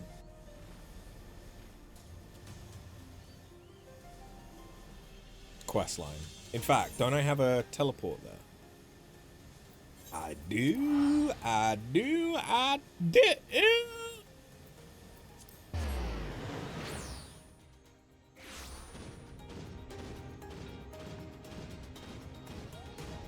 Who loves orange soda?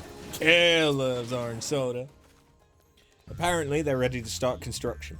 The blueprints have been finalized and all the materials are to hand. Once the work's finished, then the countdown really begins. Here's hoping for satisfied customers, and more importantly, happiness for all involved. Be they Hanu, Pelu, or adventurer extraordinaire. It's so wonderful to have you on board. Let's work together and make this a stunning success. Why do I get the feeling that I saw a glimpse of Silent Lotus?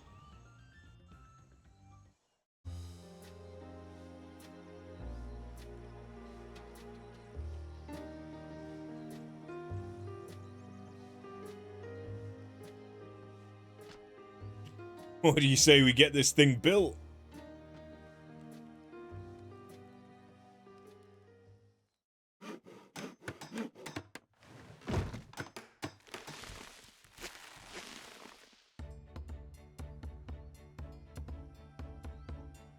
Oh, cute.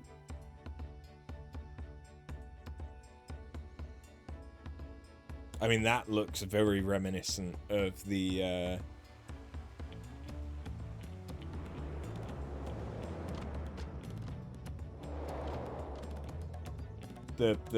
Machina Albed, the Albed tents in 10. With construction work on the Trali travel agency complete, Liplu and her associates have their eyes set on establishing Kozumauka as a top tourist destination. Yet a host of challenges remain before their goals can be realized. As special advisor, it's your duty to offer support and guidance as they embark on this exciting new enterprise.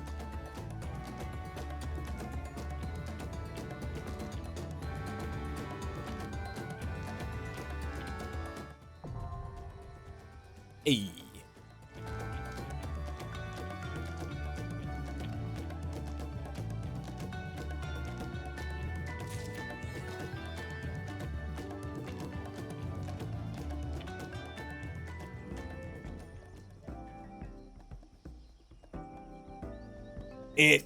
I knew it. I knew it. You are easily identifiable.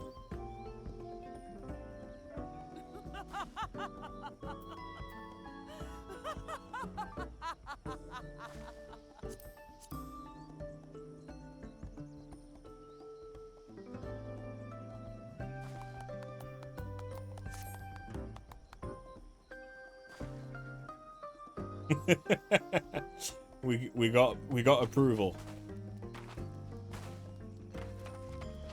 Now, you probably don't sell anything that I give two shits about yet.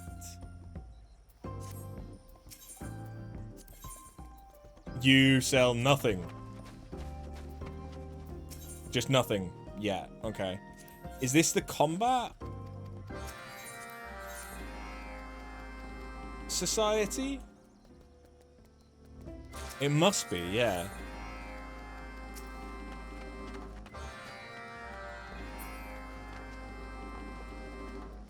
I mean, it must be because I've just...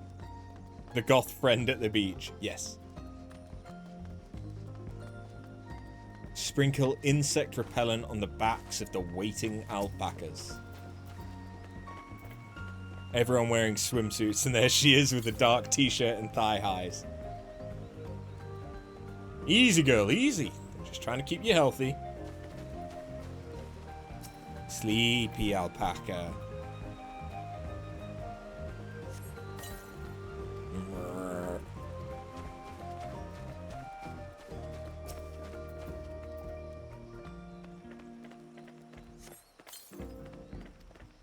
The alpaca murmurs contentedly. With its lustrous coat gleaming, the creature looks ready to charge around in delight. Yes, they are the combat ones. Yeah. When it let me accept the quests as machinist, that should have really been the sign. Because is there a Mamuljar society as well? I don't think the third society for Dawntrail's been released though, right?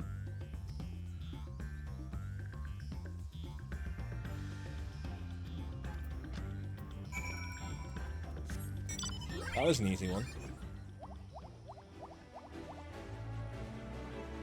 Yes, it's the Mamuja and they're gathering. Okay.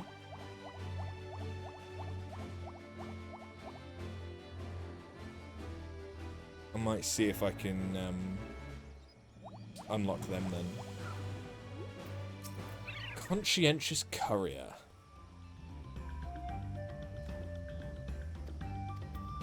Oh, I have to carry crates. And there's a new tutorial for it. Oh, that was taking a bit longer than I expected.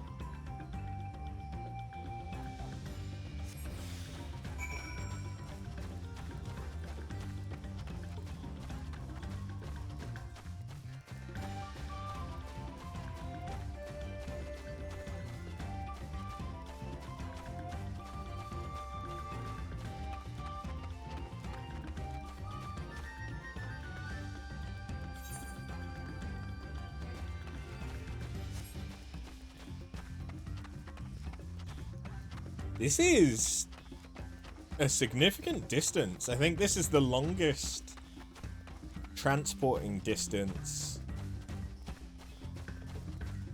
an allied society has had us do for a single daily.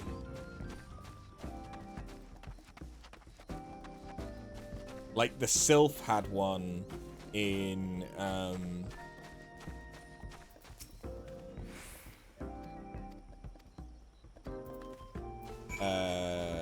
like toward the end of their questline that was quite significant, where it's the egg, but that was still different because it was such a it was like one of the rank up quests as opposed to just a daily.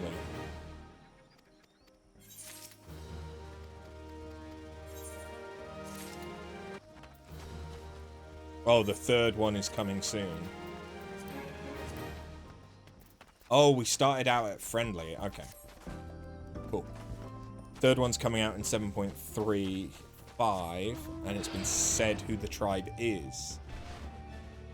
Okay. Well, we've got the Pelu Pelu and Hanu Hanu. We've got the Mamulja tribes. So, is it going to be the Yokhui?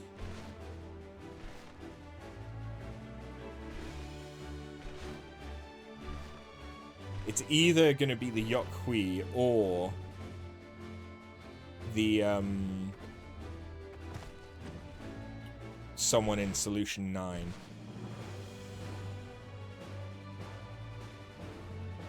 Or in, like, the Alexandrian zones. But yeah. You're nodding. Okay, so it's the Yokhui. Cool. Mamook. Let's see, can I unlock the Mamulja at the same time?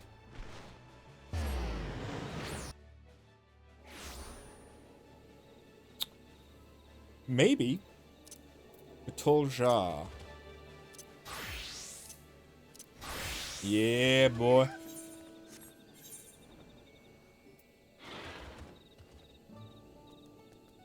Yeah. Cultivating hope. Nice to see you. Do you have a moment? This may not come as a surprise, since you personally helped navigate our import of foreign crops, but a researcher has recently arrived from Charlian. I have a mind to go and pay my respects, but, well, I know little of Charlians, and I'm worried I'll cause offense. Could you come along, if only for my peace of mind?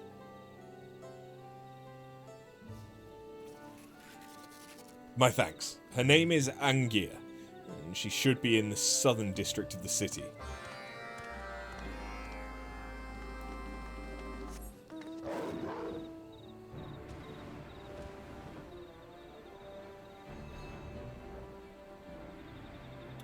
So, how far do I need to be into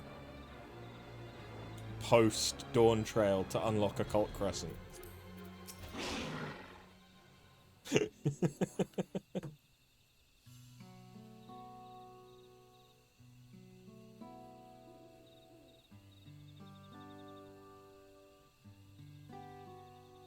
Hello there.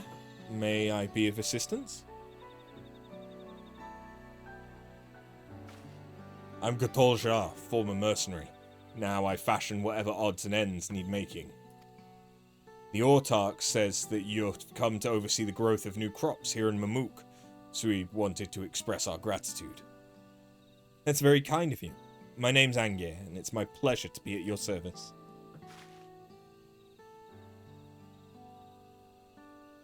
When I first heard my assignment, I was intrigued.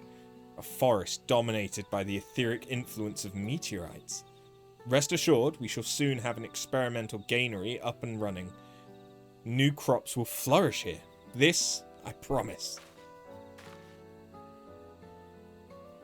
Indeed, my chief concern at the moment is not one of potential, but of manpower. Mamook is rather sparse in population, is it not?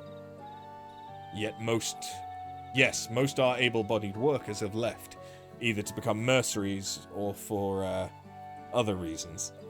I myself would be glad to help, but I doubt one extra body will count for much. You should use weavers. Put to the right use, our weavers can solve about any problem.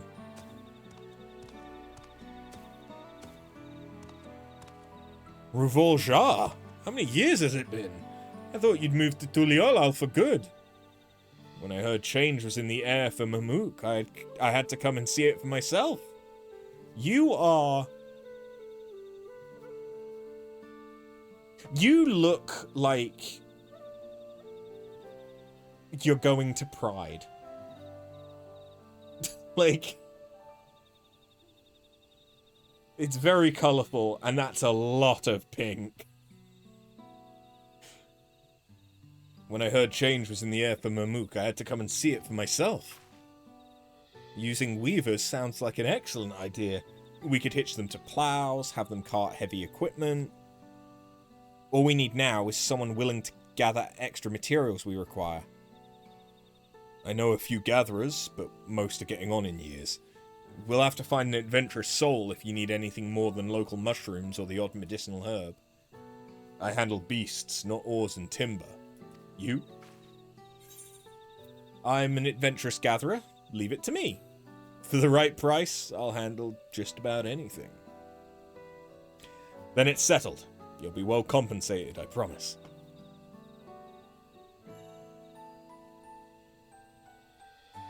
I look forward to working with you, friend. After the Revolja, you both have my thanks.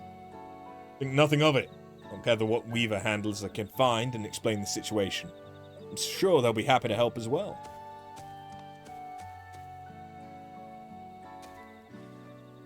Would you mind going with Revolja?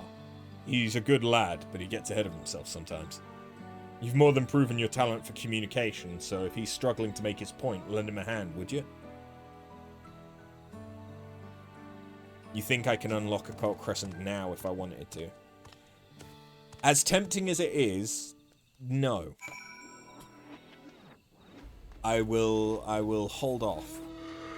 Mainly because I still have a lot of stuff that I need to do in Bosnia. And I want to at least get the role quests done before starting Occult Crescent. Just because then, once the role quests are done, that's when I feel like Dawntrail itself is really over and I'm in post Dawntrail for everything.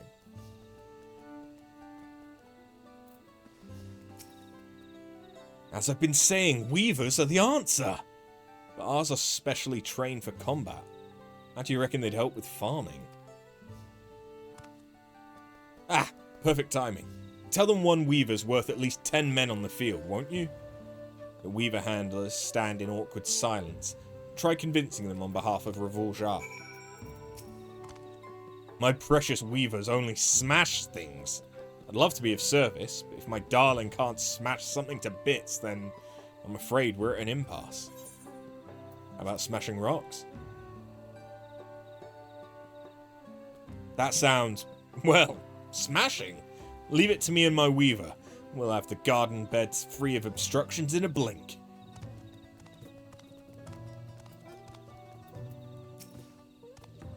What does he expect our weavers to do exactly? Hoe with their horns? More like pull heavy plows. That makes far more sense. If that's what you need done, we can do it. Believe me, we all want new crops here in Mamook. I'm happy to help, I just want to know how a weaver trained for battle could be useful. We need weavers to haul equipment and pull plows. I see. A weaver with the strength for combat should have no problem with that. Very well. The both of us will be over presently. That was incredible. You convinced them all to help just like that. There's one last person I think we need. His name is Kajil Jar, and he's a Najul, Jatika banana farmer. We can trust his expertise.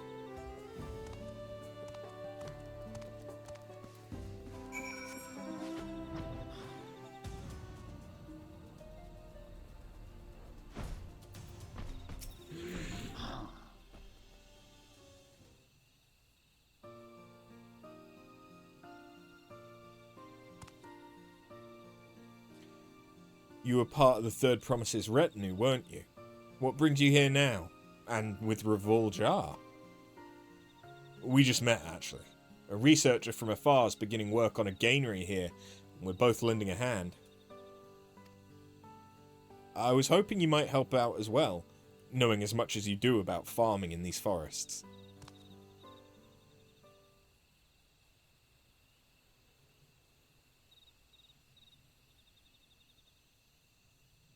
You'd think I'd aid a traitor who abandoned his homeland for the comforts of Tuliolal. The look on your face. I'm kidding. No, it's in great part thanks to this woman here that such words can be said in jest. Much has changed for Mamook.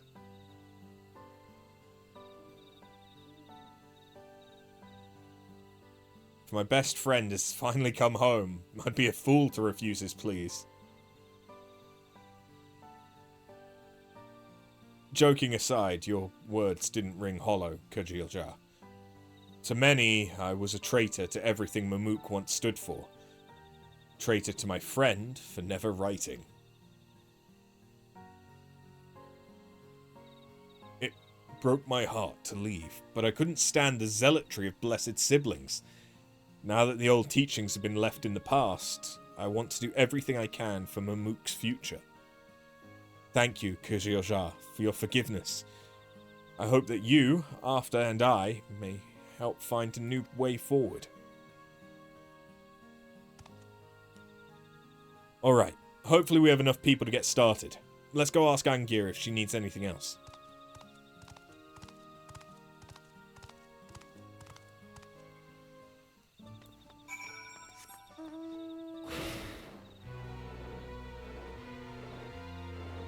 I really do need to get the Sun-forged mount at some point. Thank you for your aid in recruiting the others. With a handful of weavers, our worker shortage is now but a trifle. The handlers have their orders, but there's one thing I'd yet ask of you. While fertile, this soil needs some additions to better accommodate the seeds and starters I brought with me. I think some charcoal would balance out its acidity nicely. Perhaps you could bring some from the Jabri Cinderfield?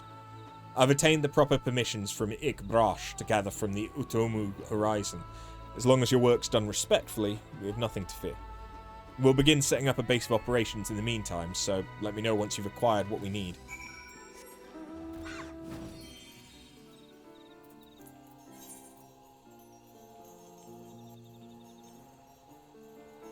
Oh yeah, I haven't seen what it looks like when you fly through the canopy yet.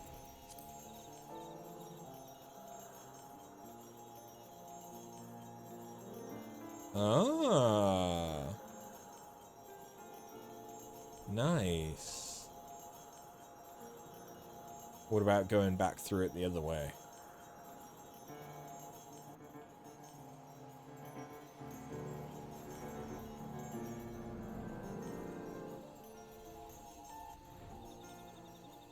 Yeah.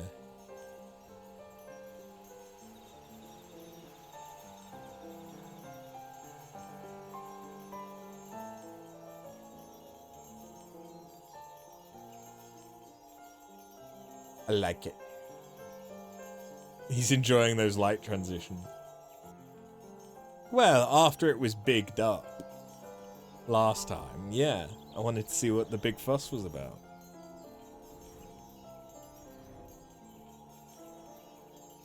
Welcome back from the gym.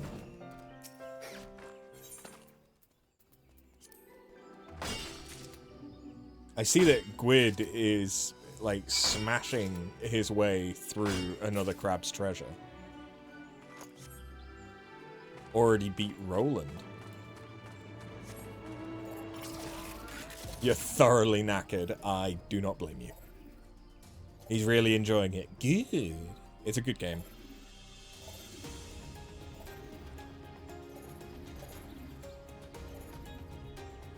There's more to it since the last time I played it as well. There's been a free update that added more content, I believe.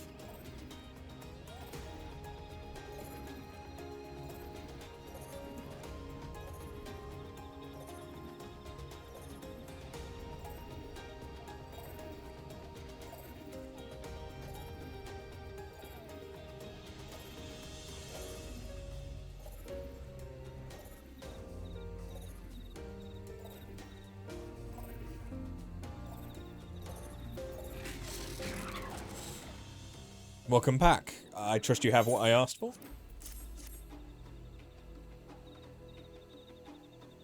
Perfect, just what I had hoped. I'll have the weaver handles mix our fertilizer into the soil as they till it.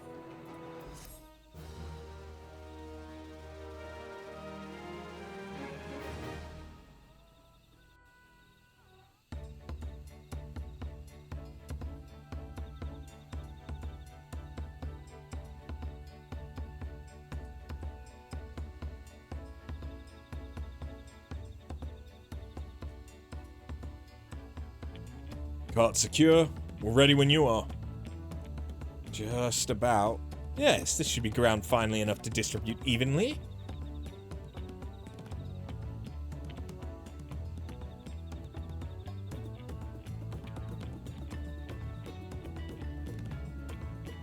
Once we've tilled the soil for beds, we can begin planting in earnest.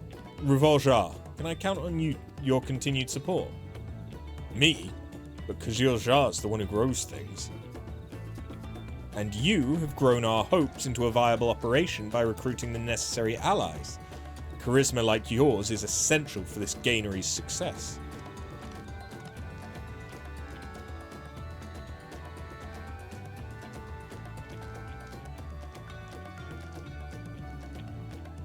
Alright, I'll do what I can. On my pride as a Mamuljar. For Mamook.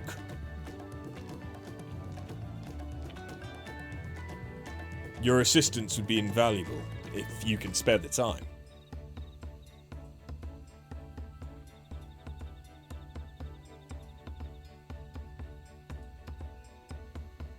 After all these years, my homestead is about to realize true progress. I'd love to have you with us. I'd love to have you with us as we build a brighter future for my people.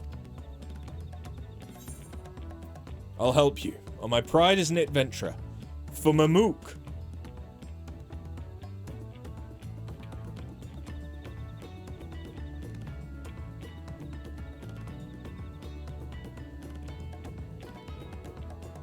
Thank you. I'm in your debt. It's heartening to have you with us. Sorry for the wait. The weavers are ready. Thanks, Kajiljar. Let's get started.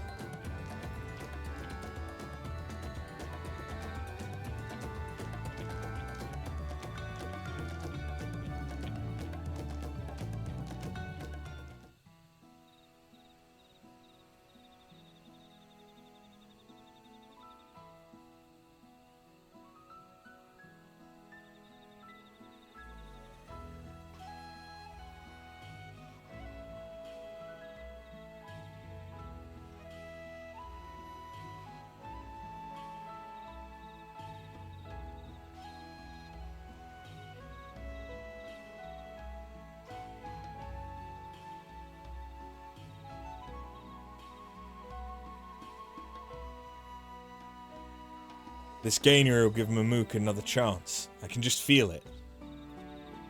You see me multitasking? No. I can feel it too. Let's show the world what these lands can grow. Together. By our own hands.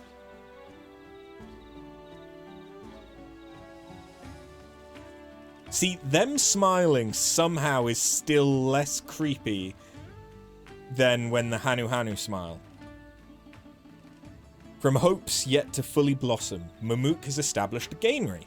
Help the Mamuljar come to love the land that supports them by aiding the farmers of Gok Golma.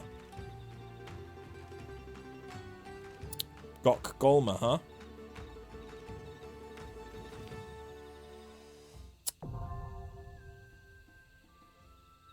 It's been a while since anyone got Golma'd me. It's the cousin to the Gluck Gluck 3000. Once again, I am a terrible person. I like the coins with the bananas on them. That's cute.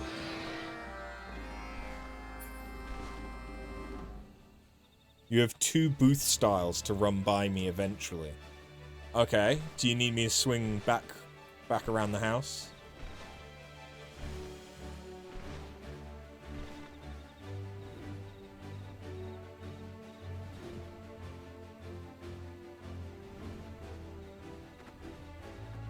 Whenever I end up there. I can go there after we're done here. Wait, what? Heidi ho.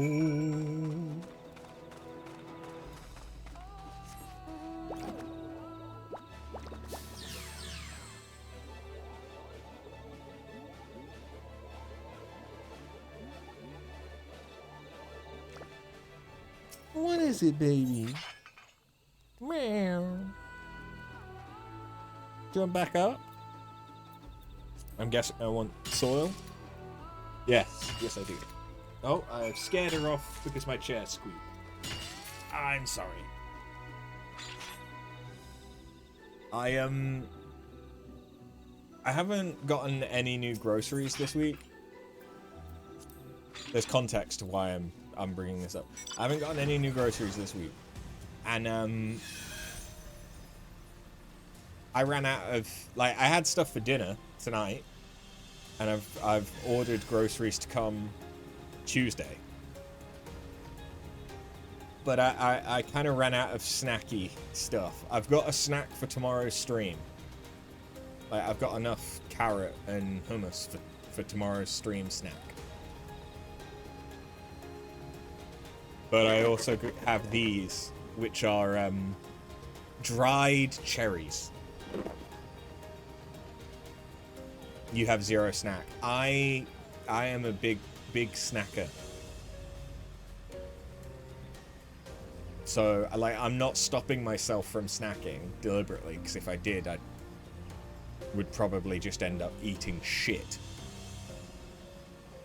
But I also don't tend, like, when I'm working from home, I don't tend to have lunch. I'll just have a snack. So, yeah. But yeah, I have some dried cherries. Which, perhaps unsurprisingly, are like miniature prunes.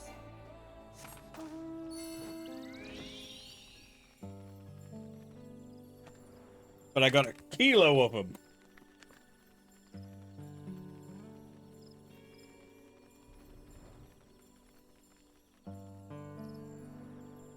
Honestly, they taste like they would be amazing with some tahini.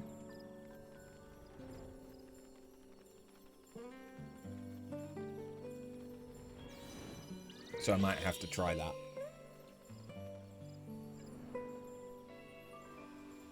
Dried fruit bad for you? Fair.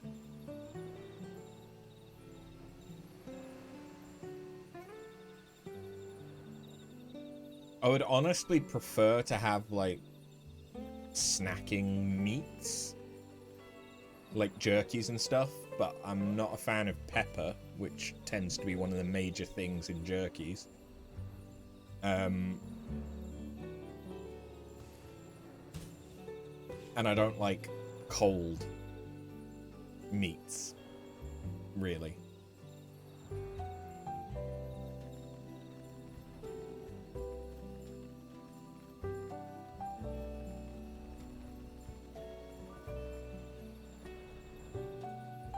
But I made the switch to snacking on dried fruit a while ago with, like, the dried mango that I'd have. It's just I'm controlling the quantity that I eat in a single sitting.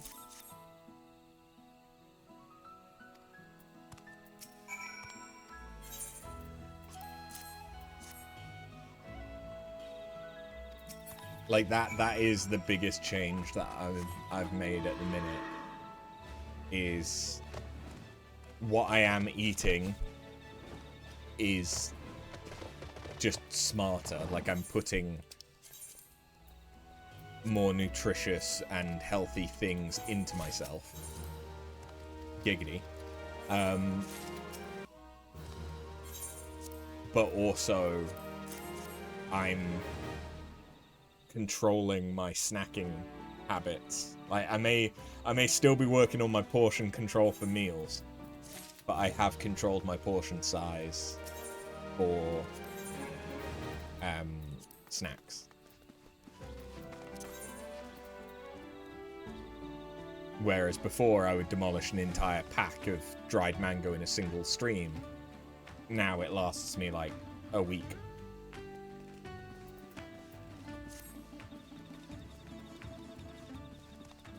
You regularly try to improve what you put in you.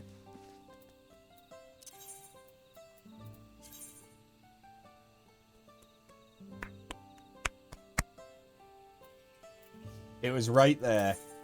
It was right there, and you just lubed it up and stuck it right in. And Jesus. Yeah, that's the thing I said. Usually how it goes.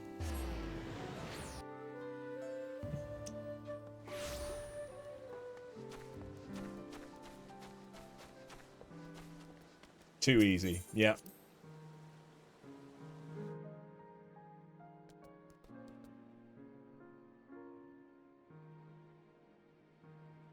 Am I going crazy, or is the floor different?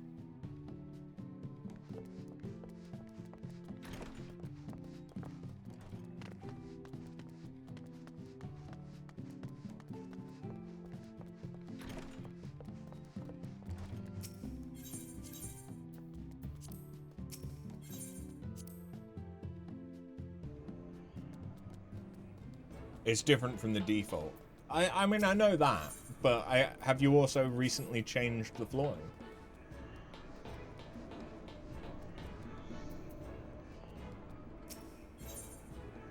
Or am I just... Oh, it was yesterday. Fair. I didn't really play yesterday.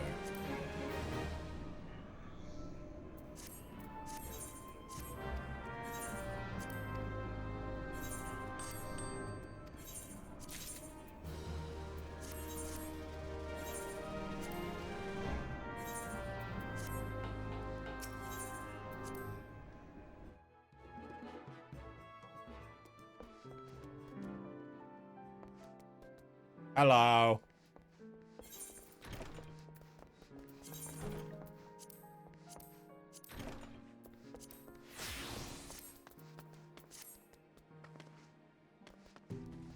Ah, okay, I think I see.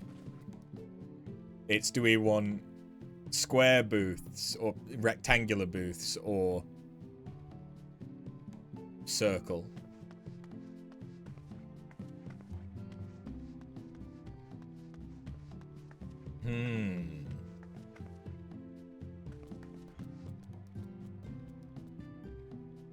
I think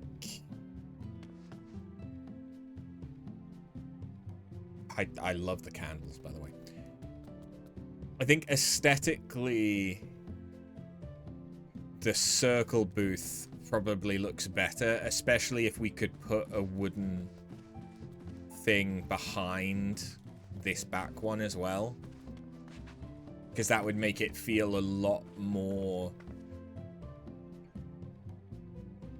like it is an enclosed booth, whereas this, because you can, unfortunately there isn't really anything we can do about the white, but because you can see the white, it kind of detracts from it a bit more.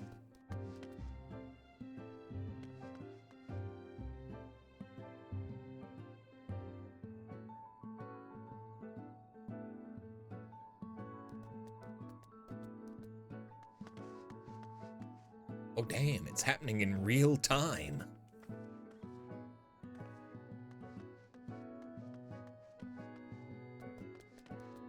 Hold on, we need to do a big reveal. That's what they do in all the like renovation programs, right?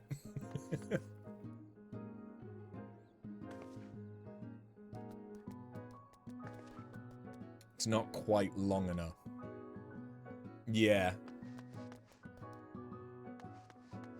But I do think that with that, it looks a lot better as a booth, having that wooden back. It makes it feel a lot more... Well, I'll be honest, that is the way that they look in pubs. That's what it makes it look like.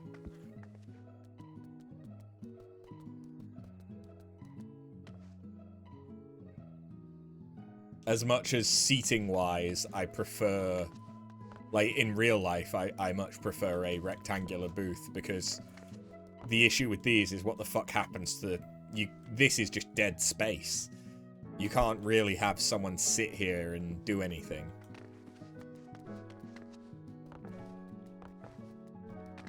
But aesthetically, this is much nicer.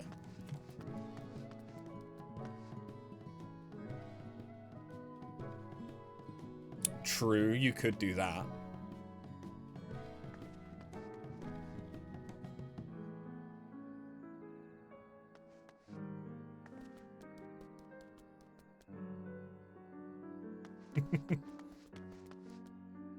It's kind of surreal watching this, not as the player actually controlling it, like not seeing the housing interface. It just makes it look like the most unfocused telekinetic. That can like only move things very sporadically.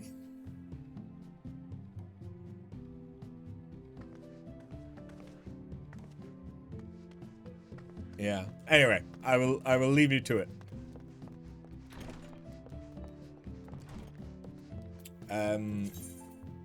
Right, what should we do now? I'll be honest, I didn't really have... I mean, in case it wasn't clear, I didn't really have much of a plan for today. I kind of don't want to start role quests. Just because... the most I could do is probably one roll. Hello.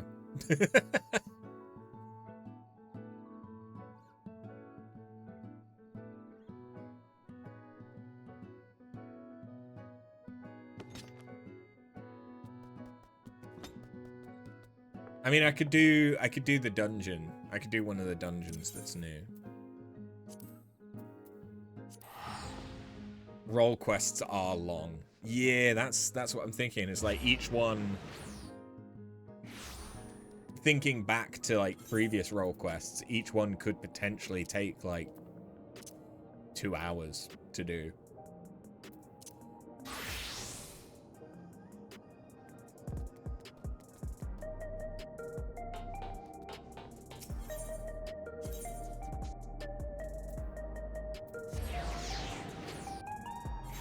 What's this? I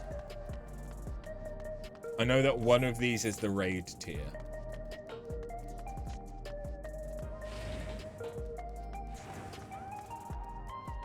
But what's nostalgia?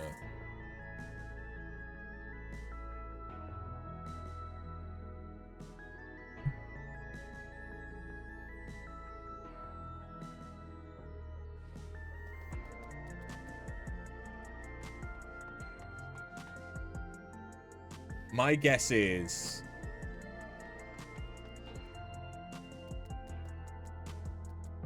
that this is either a dungeon.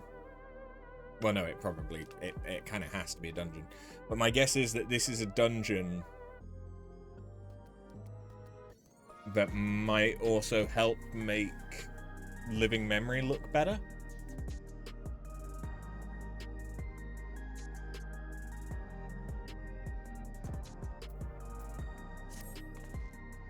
After, I'm looking all over for you. Apologies for lack of pleasantries, but there's precious little time to spare. A curious anomaly has wormed its way into living memory, and we fear it could pose a terrible threat if left alone. Please, you must help us!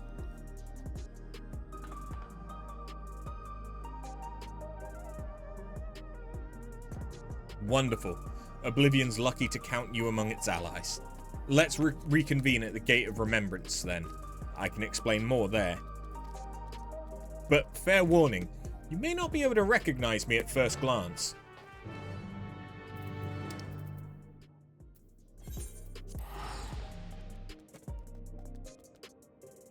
Okay. Is she going to be dressed up as the script? What?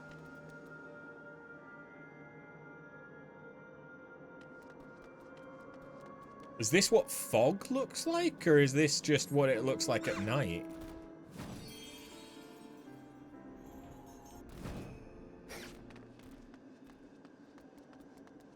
Or is this part of the quest?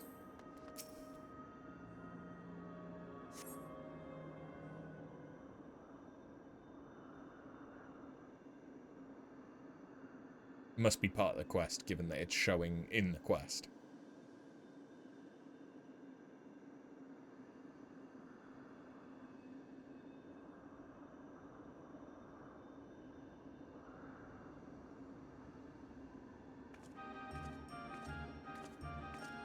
Aha! There you are, After. So you're doing a reverse Kefkiwa.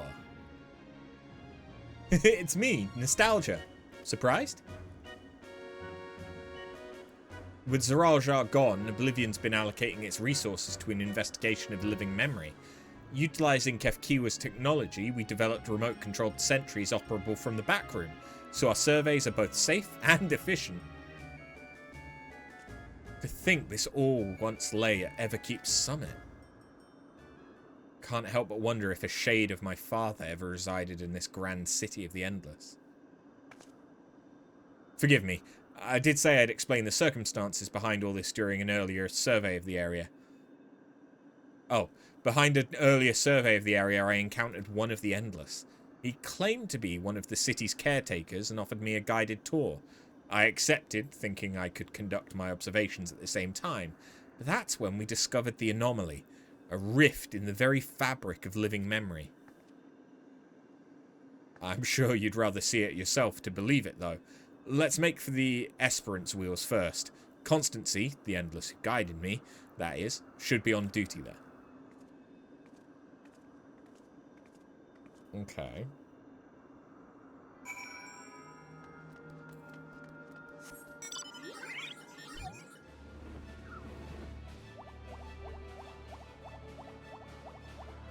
I mean, that does kind of look rifty. But I don't think that's what I'm supposed to be looking at. I think that's just because it happens to be night. And that's what this place looks like at night.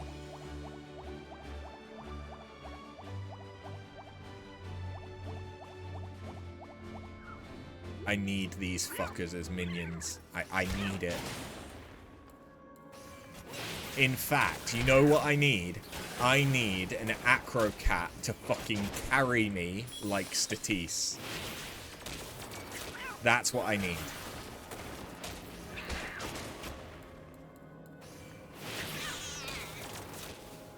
Or like 2 acro cats carrying me by the arms. Give me it. Hey, Constancy.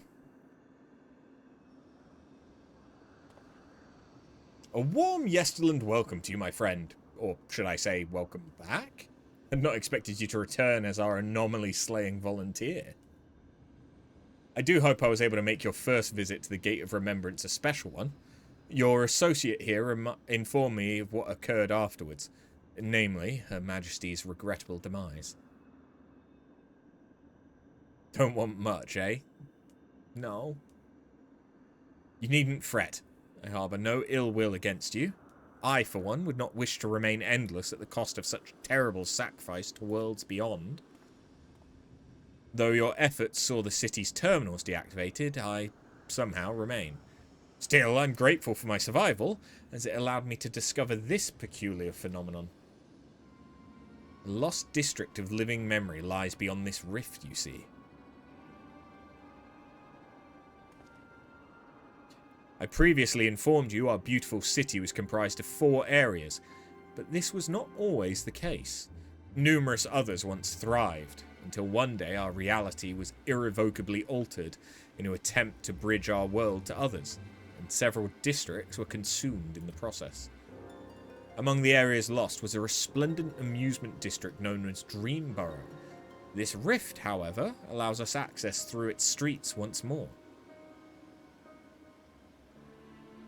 We took a cursory gander at the place for ourselves, since we were curious to know what became of it. But there's nothing amusing about it. Quite the opposite, actually. We were promptly chased out by a horde of angry ghosts. After decades disconnected from living memory's ether supply, we must assume the endless who resided there are no more. The once idyllic atmosphere has been marred by a dismal shroud, and I dare say our poor Dreamborough has warped itself into a place of nightmares. It's returned to us as a lost soul would, longing for connection. The beings within have come to call it the Strayborough Deadwalk. Now that it's reconnected with living memory, its presence is a risk to the city, so we'd like you to brave the Deadwalk and shed some light on this mystery.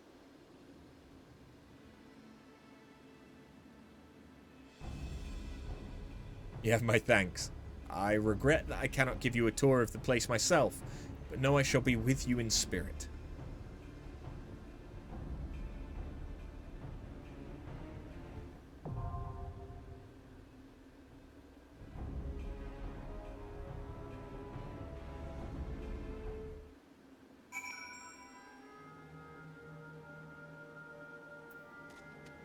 All right. Let's see. What are we looking at for healing?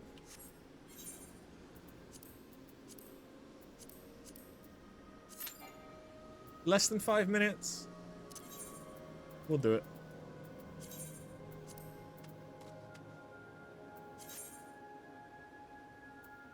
Did I repair everything without going through the animation? Okay.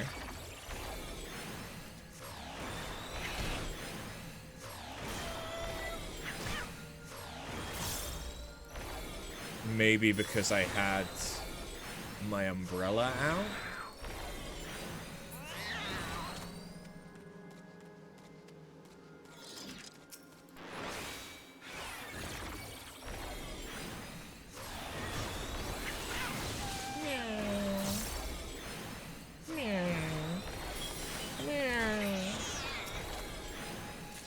What's up? What is up? What is up, my guy? Huh?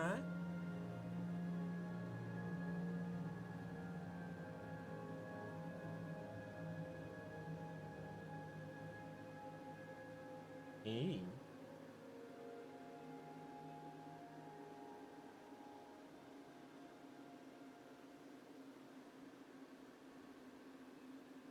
Not enough loves. Apparently not.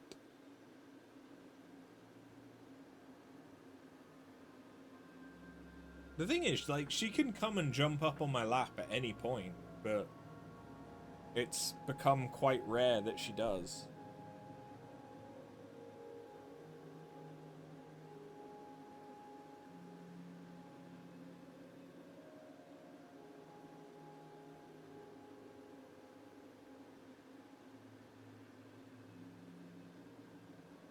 Why effort when Dad will do it? Well, she generally doesn't like me picking her up. Like, she'll let me do it once and then she'll run away. So... yeah.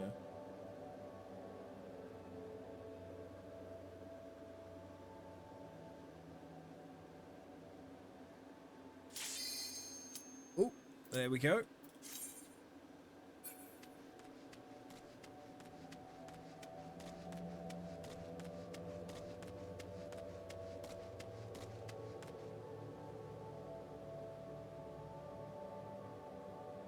You gonna stay there? It's okay if you want to.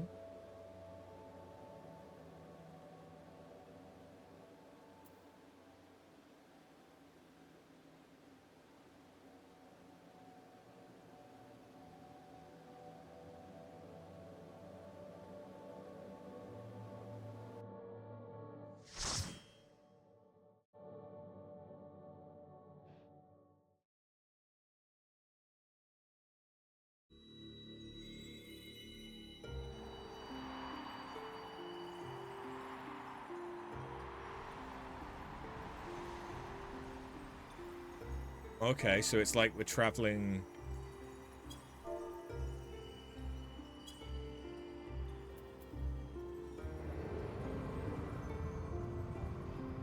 to a different reflection again.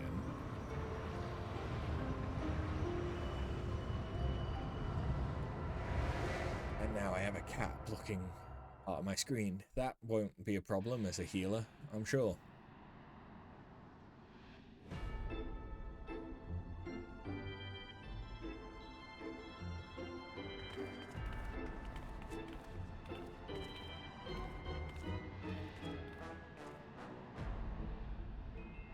Wait.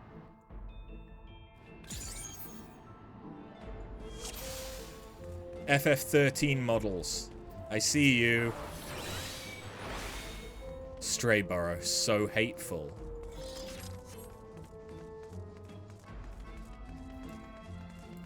What you mean? Uh-oh. they've run ahead of me.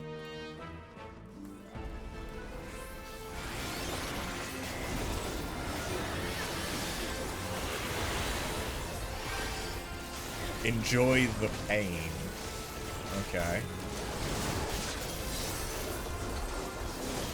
I mean, I have already kind of fucked up, but it's fine. Like, I burned a lot of things on that first pull that really didn't need to be burned.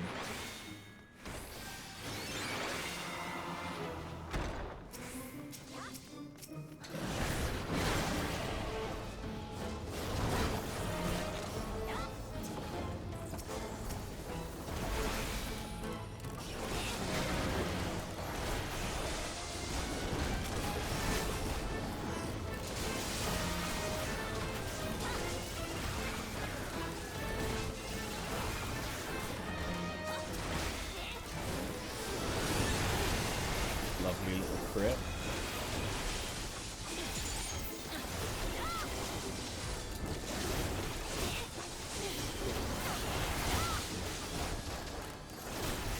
Nix is very interested in my Sharpies that I've been using for the notes playing blueprints. And down she goes.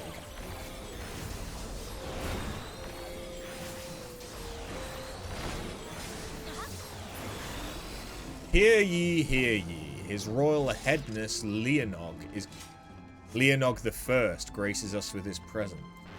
Oh, I've seen this as a mount.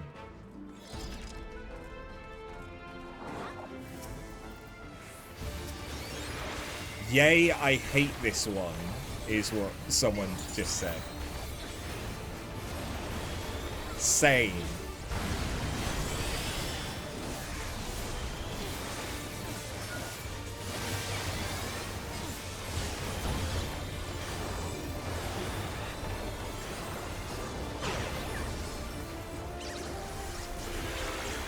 Been honored. Okay. So that's kind of like an enfeeblement.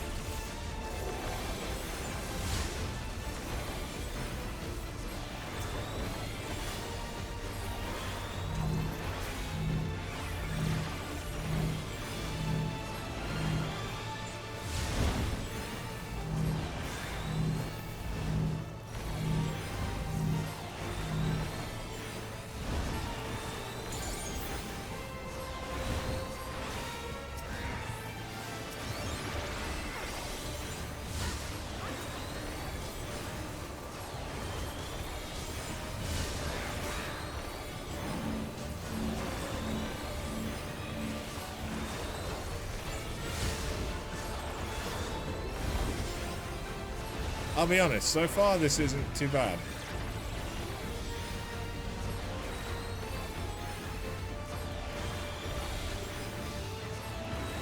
Fair enough, I'm a healer and ranged, so...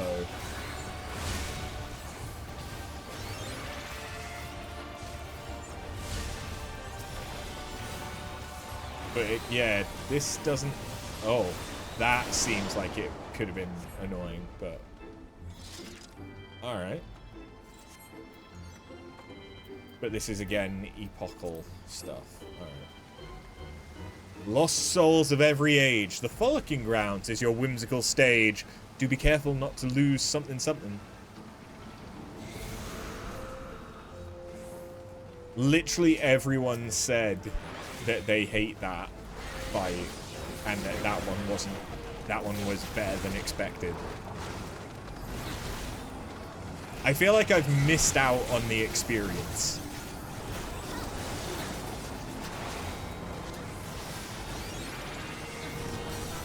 Oh, I crit myself.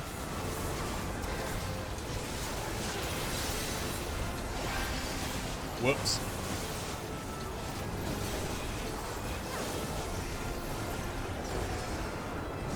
Wait. They just got the let the bodies hit the floor achievement? Isn't that 10,000 kills?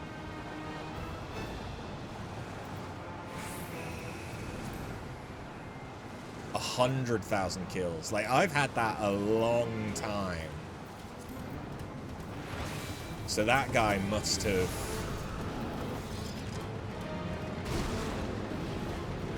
Must have been... Maybe this is an ult that they've... rushed through the story. Or they could have story skipped, I guess.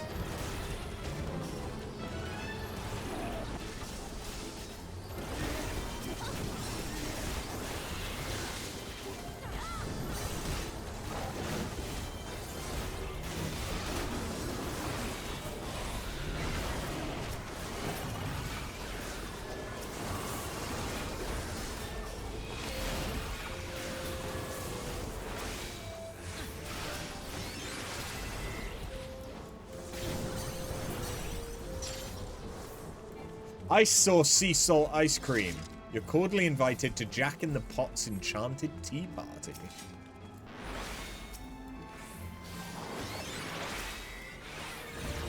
Greetings, goodly guests. Your tea awaits. Aha. Isn't this a Pokemon? I've not had company in ages. This calls for my finest cups. It's going to be the spinning teacup ride. I mean, like, that much is obvious, but I don't know.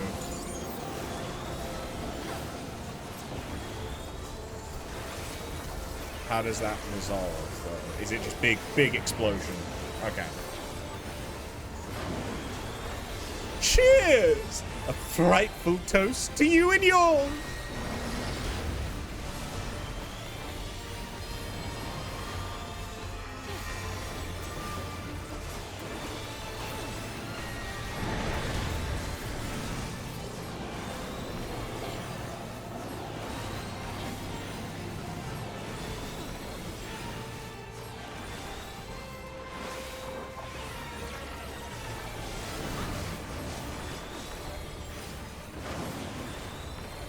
Drink all you like. I guarantee my brew is to die for.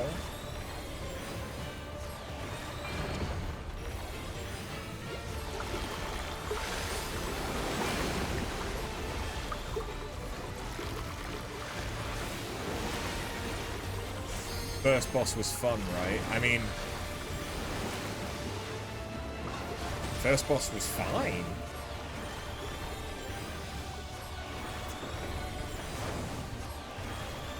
It kind of reminded me of, the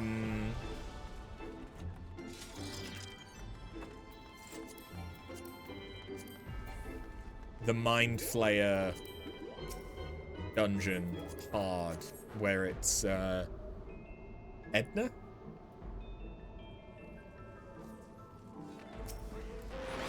And, you've got all of the, like, charmed zombies in that for the first boss, although mechanically very different, but just in the fact that there were zombies like that.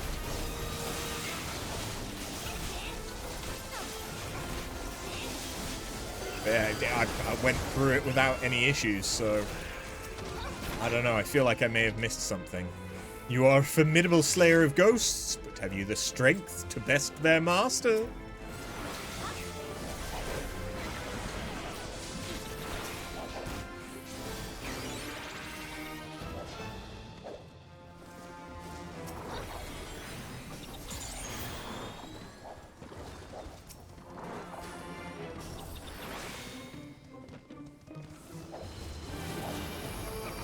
Oh, big doll. Big doll.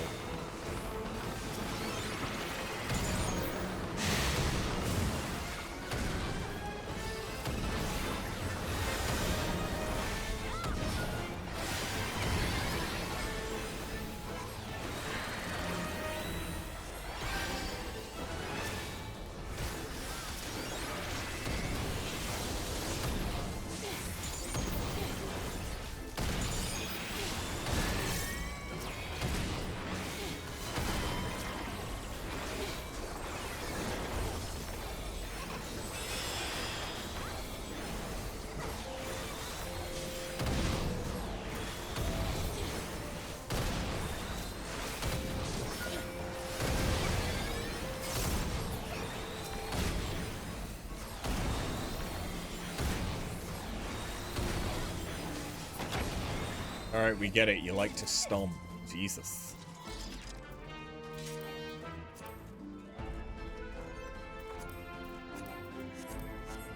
I apparently already have most of the epochal accessories.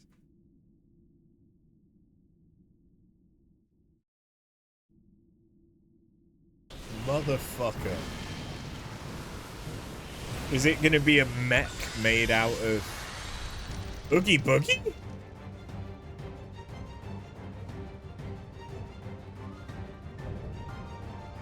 Traumery.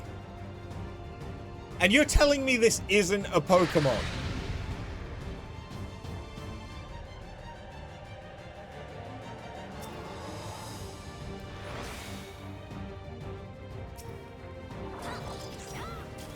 Yesterday is gone, yet tomorrow never comes. So sleep, child, and drown in nightmares everlasting.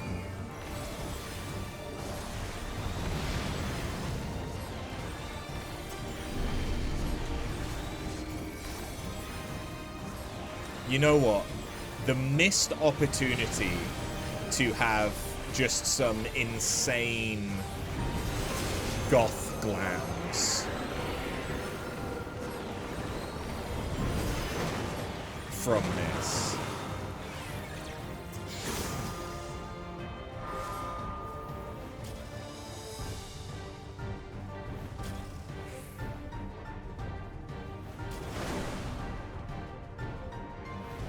I don't know what I was supposed to do there.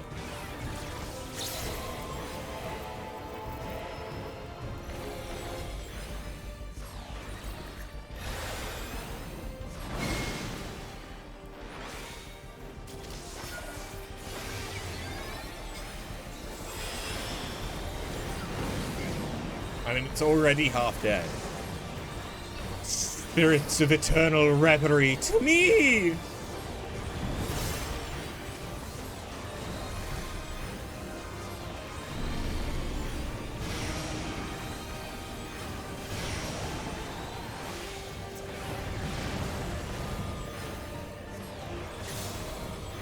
Prepares a ward against the living. Oh, we can make ourselves ghostly. I see, that's what they do. Additional damage is taken from certain attacks, though.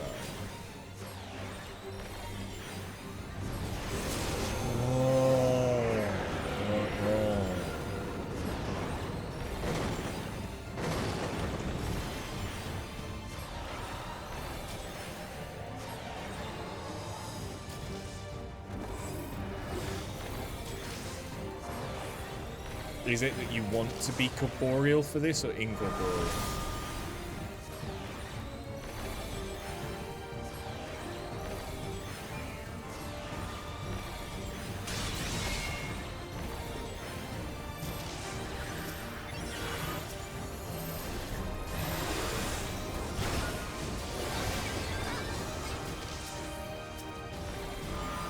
Well, I wasn't the one who died.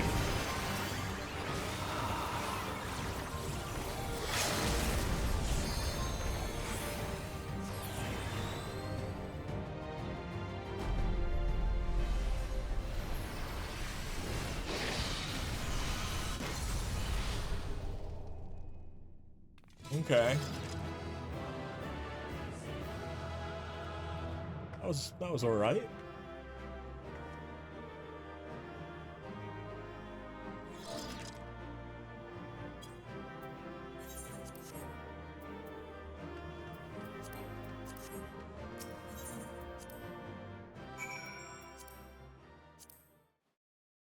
Better than some of the other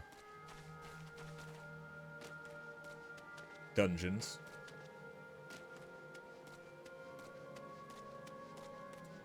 Still not necessarily something to write home about, but it was alright. You're back. Was the Deadwalk as haunting as we expected? The stupid heads. I don't know. Maybe because obviously by the time that I've gotten to this, there's been like power creep with the eye level and stuff. It's like maybe because I'm getting through it so quickly, I didn't see much stuff. But like, it really wasn't bad. It was no worse than the Curse of the Mummy from the Khan thing. Used to hit hard with eye level on drop. Yeah. I imagine that with like min eye level, that would be harder. But I don't know, from the mechanics I saw, nothing seemed bad. Let me get this straight. You met a disturbed mascot, attended a twisted tea party, were assaulted by a skywheel and a merry-go-round, then fought for your life in a haunted house. The Endless House, to be precise. And with that, my suspicions are confirmed. In the days when Dreamborough yet flourished, the Endless House often held plays with volunteers from the audience. These volunteers would be cast as the story's heroes and tasked with rescuing a captive princess from Traumarai, Lord of Nightmares. That sounds awfully similar to After's experience. Precisely. Thus, I believe the Deadwalk's monstrous residents were given life by the lingering memories of the Endless who once called it home. As its name once implied, the district was built for those Endless who love to dream. The theme park itself likely gained a mind of its own. Over the years, perhaps it too harboured the hope a hero would grant its former citizens final, desperate wish for freedom and for home. So as I understand it, when Queen Sphene and Zoral Jar first attempted interdimensional fusion, a few areas within living memory suddenly vanished into the rift, including Dreamburrow? And as the endless souls within began to fade, their memories and desires fused with the very essence of their home to turn the Deadwalk into what it is now? Considering the timing, we have to assume the district's reconnections due to Her Majesty's last attempt at interdimensional fusion. But with Traumarai gone, those lost souls should finally be able to rest in peace.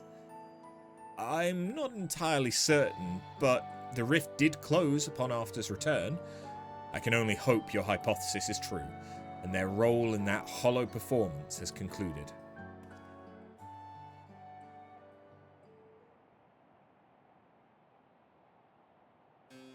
I can't help but notice that you have a whip, sir. As has mine, I suspect.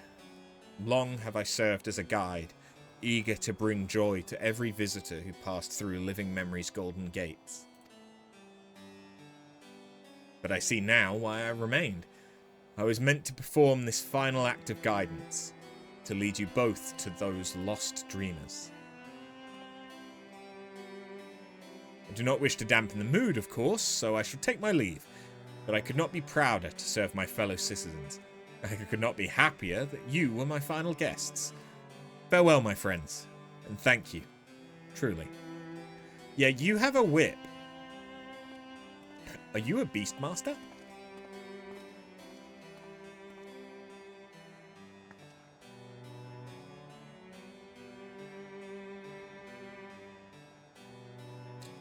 I pity him.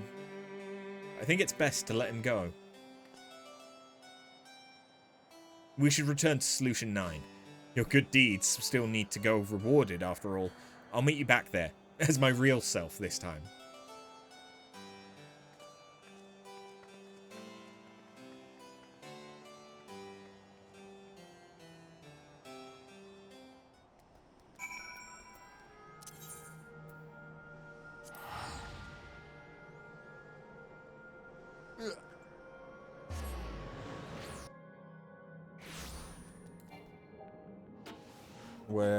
What do I think I'm doing? I can't ride my mount in here. Godoy.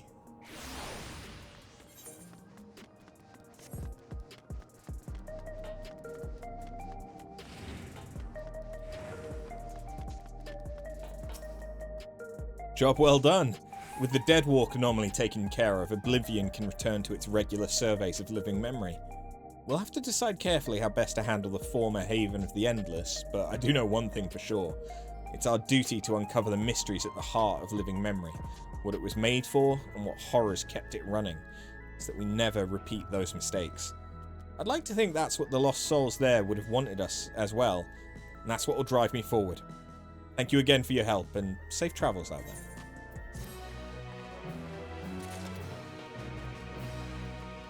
there. Okay. That was alright.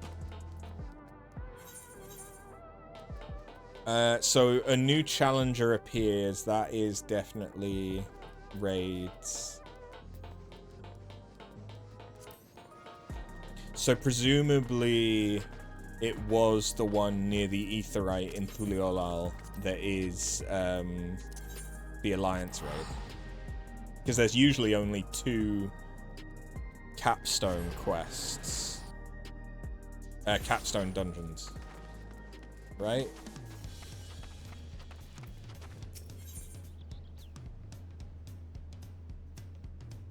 So yeah, I'm imagining this is Alliance raid. Ooh, but what's one last hurrah?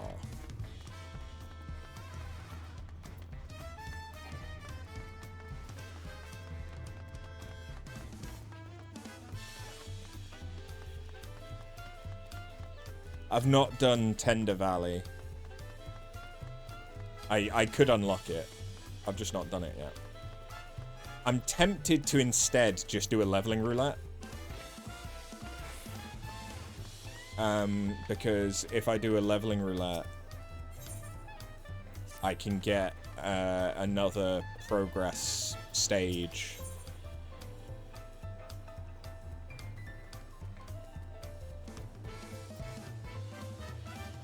What are you? Maybe that's the Alliance raid.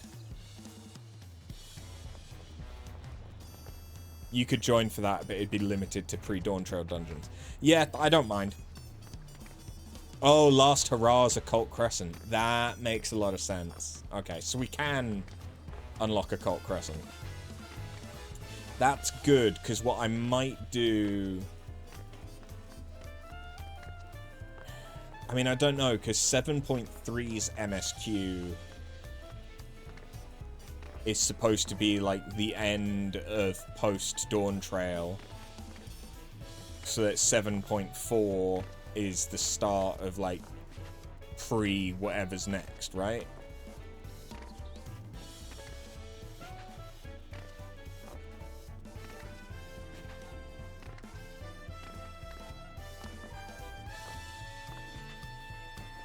Because I'm just thinking, I kind of don't want to start the patches.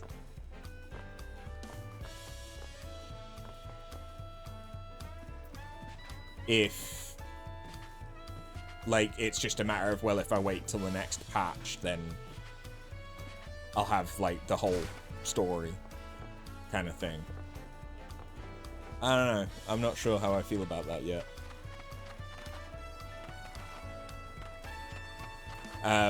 But we do have a lot of stuff still to do. But yeah, we can do a leveling.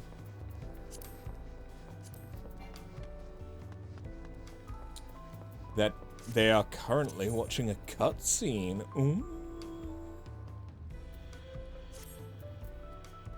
But yeah, if I do one leveling roulette, I will have 6 green apple candies.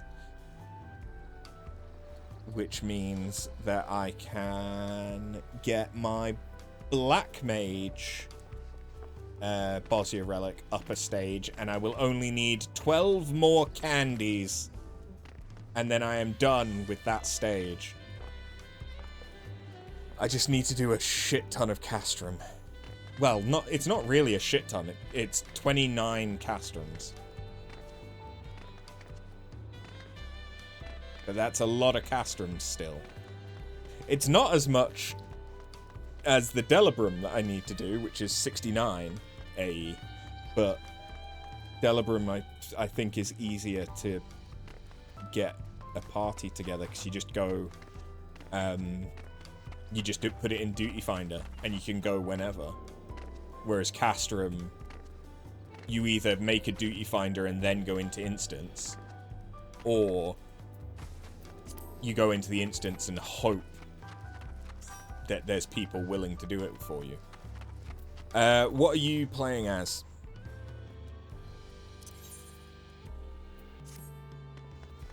Just what role? You going tank or deeps? Fair enough. I'll stick as healer then. You ready?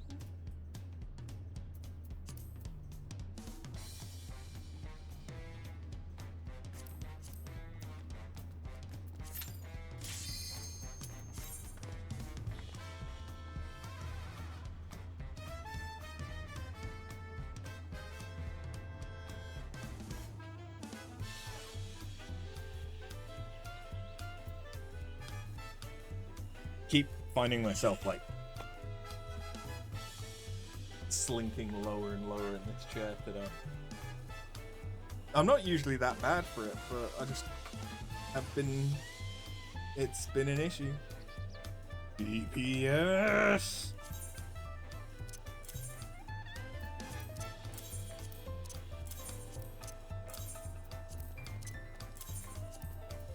I know that those are potentially good materia, but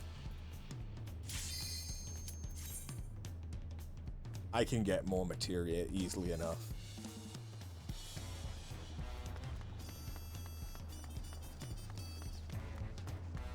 Oh, you know what's something I've not talked about today? The fact that Viera can now wear a shit ton more hats. Still not every hat, but a lot more hats. Oh, okay, Malik as well.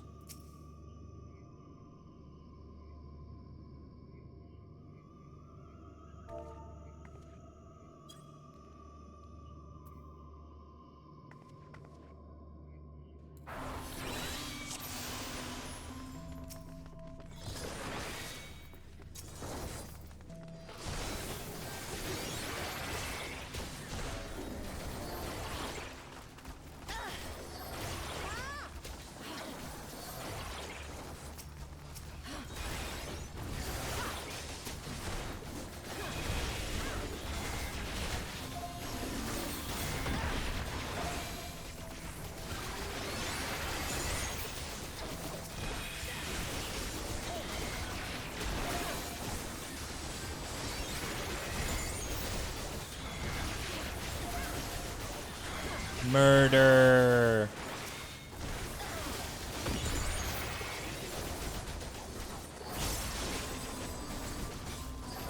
I haven't done Malik as well in a while.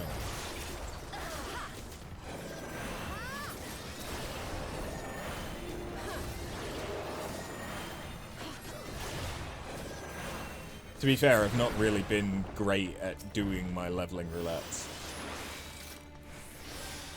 Ooh, crit.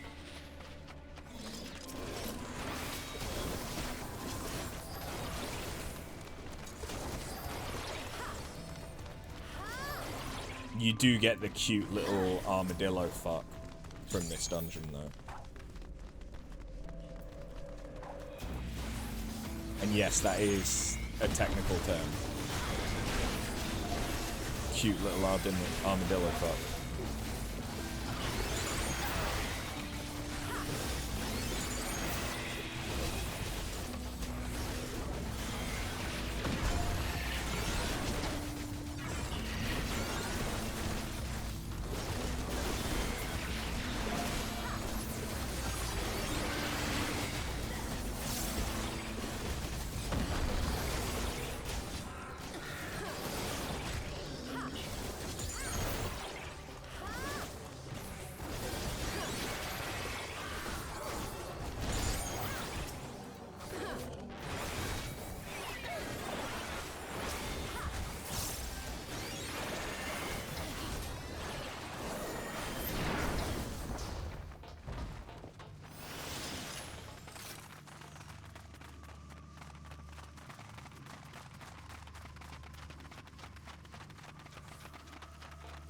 Oh, I'm gonna lose my focus target, aren't I? Because that's normally what happens when you go through a zone transit. No! Kept it. Nice.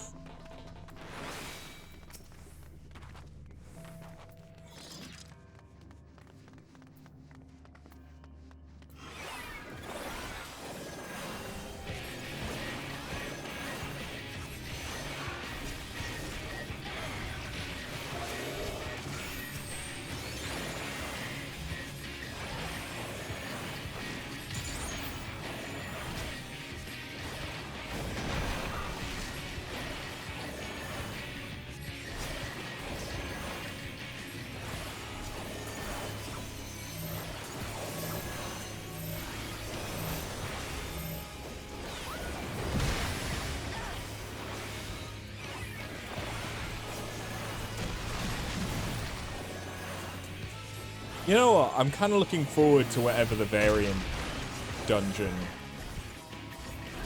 that's coming in Dawntrail is going to be.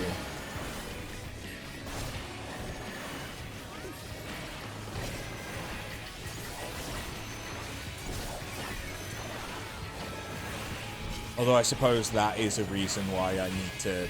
I do need to get caught up on patches, isn't it?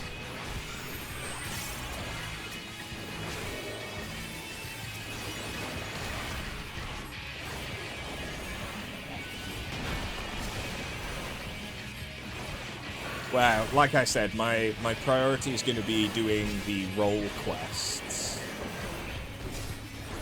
Once the role quests are done, I might do a couple Bosnia streams. Just because the best time to do Bosnia is generally the times when I'm streaming. So I might do that in order to try and get as many like Castrum or Delibrum runs in as possible. Although I think it is mainly going to be the Castrum. Delibrum I can quite easily chip away at off stream. I just haven't been.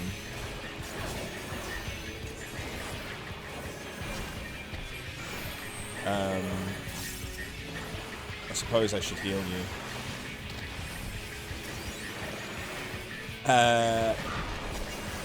But then, yeah, well, we can unlock Occult Crescent and try and get caught up on that.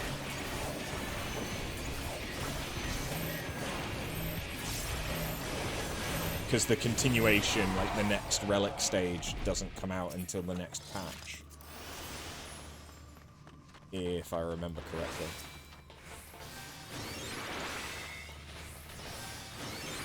Eee, there's your crit.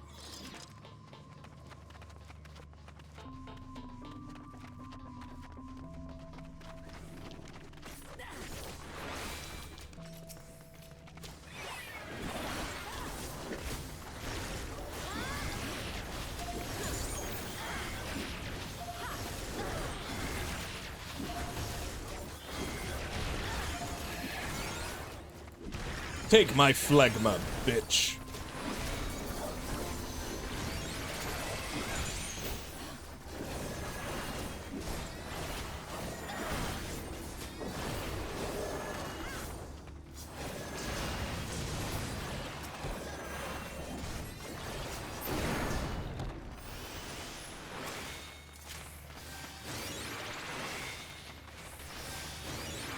There's another crit. I've not been doing too bad on getting crits.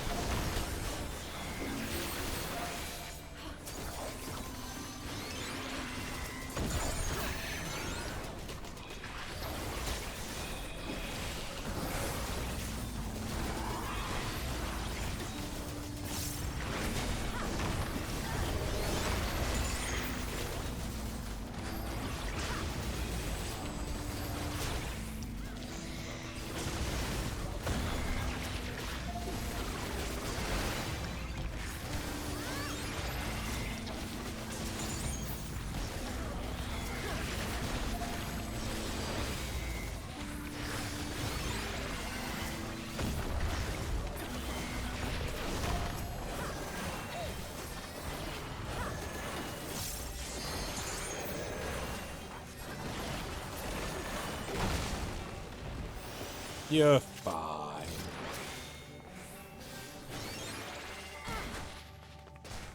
We don't have any ankles, but we're fine.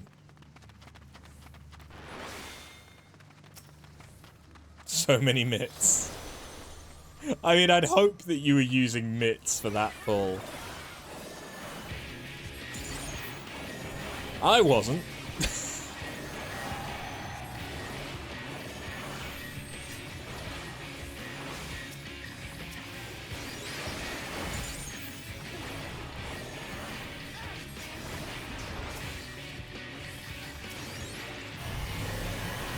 His drill shall be the drill to pierce the heavens. Oh, another thing that I've not commented on with the new patch is that they have added a bar, well, like you can see now. There's a mini bar below the boss's, like, health bar above their head instead of just the one below their health bar at the top of the screen.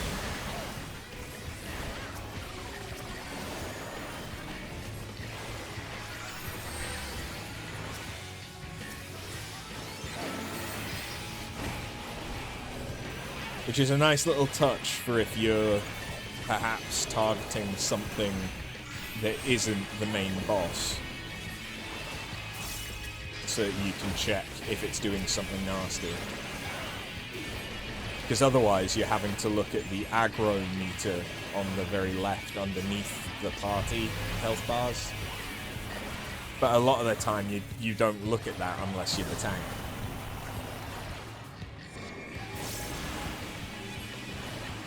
Because it's not really relevant unless you're the tank.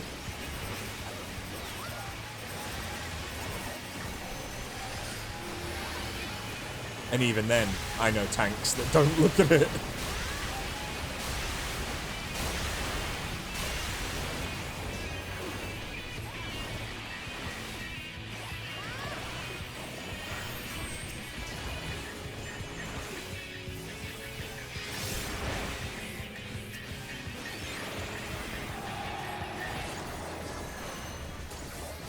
Sweet! Gloves!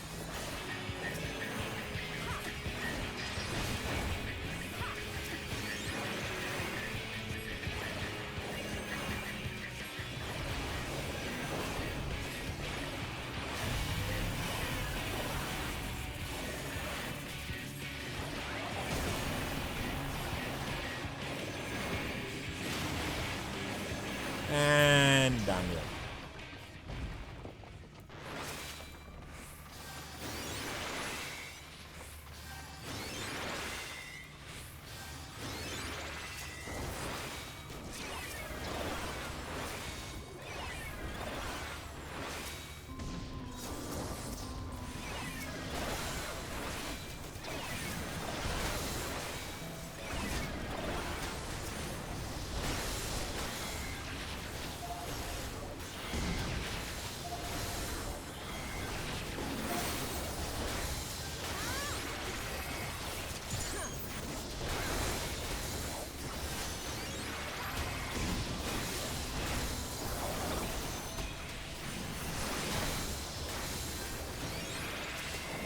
Oh.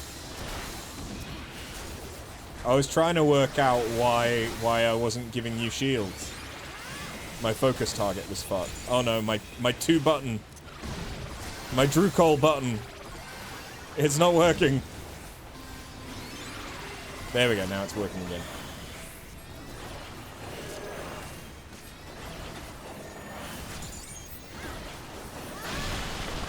Yeah, this is...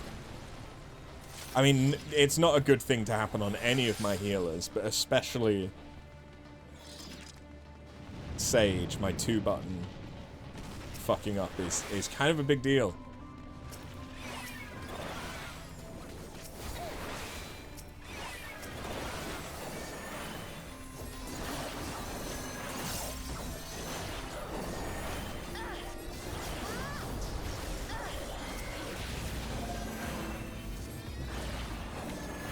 Trying to kill you. Yeah. There can only be one goth bun.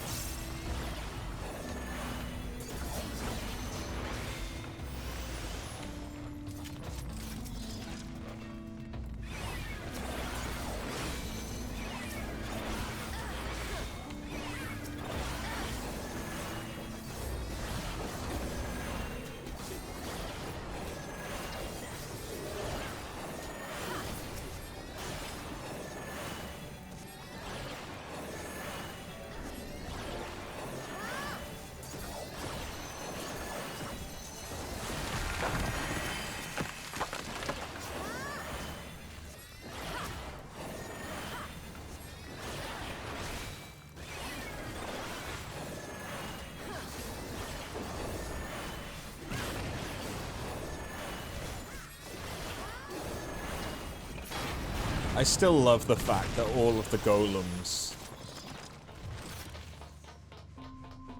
have cat ears.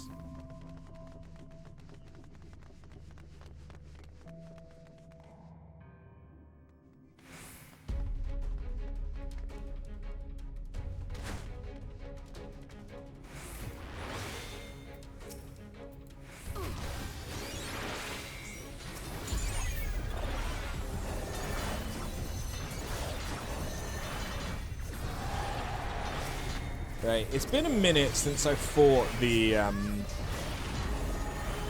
biblically accurate angel.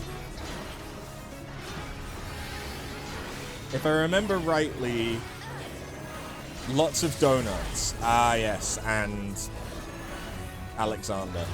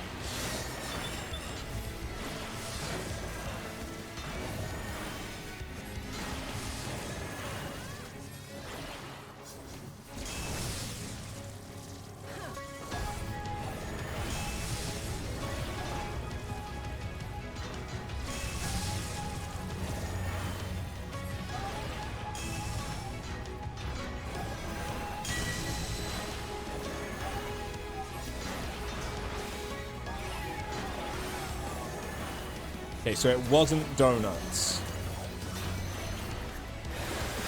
It was crosses. Same difference. It's a geometrical shape.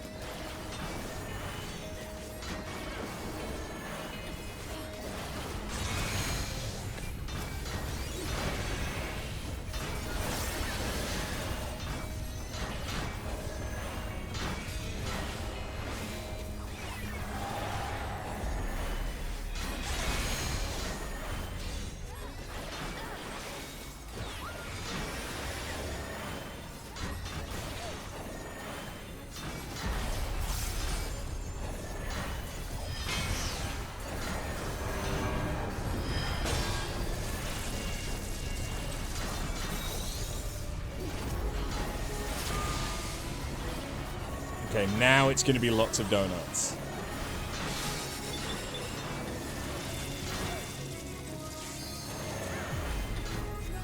I already rescued, so I can't rescue again.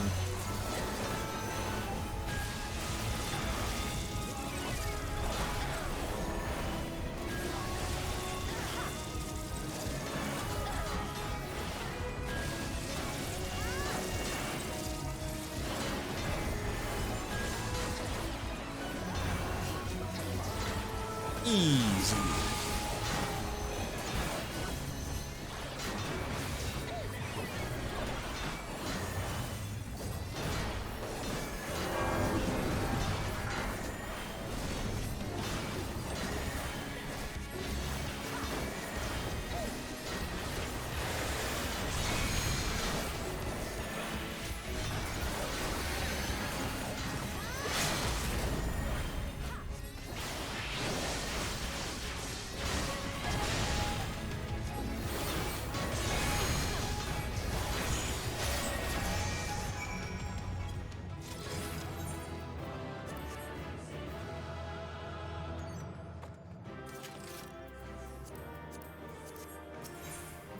Sweet.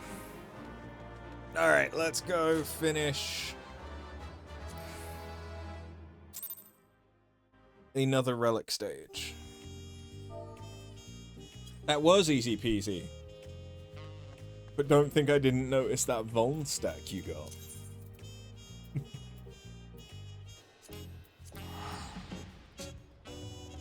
I seen it. I seen it.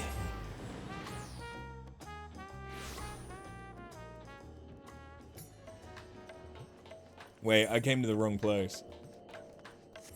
Whoops.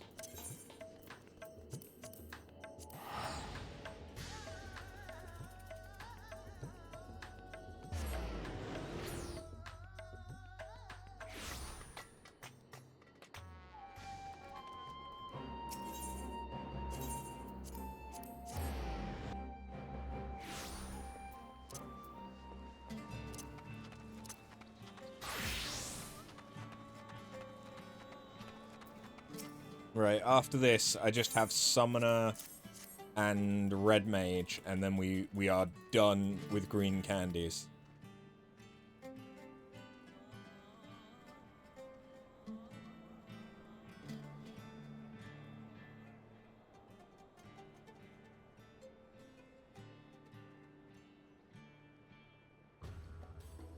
Why am I waiting?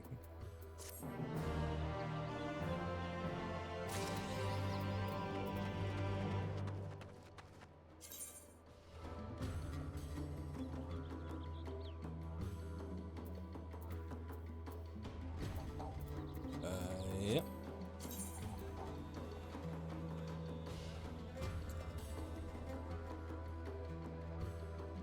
I hate it,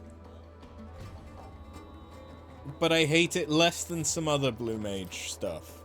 Not Blue Mage, Black Mage stuff.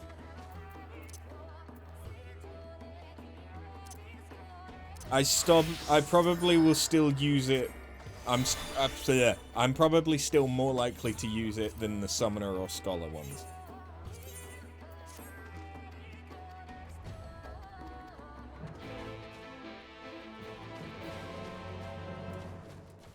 Alrighty then. Well...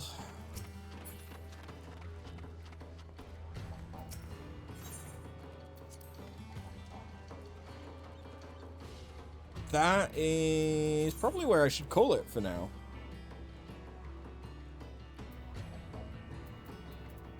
Just because... can't really think of much else to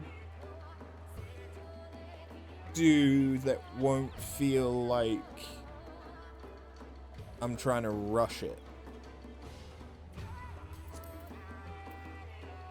You know?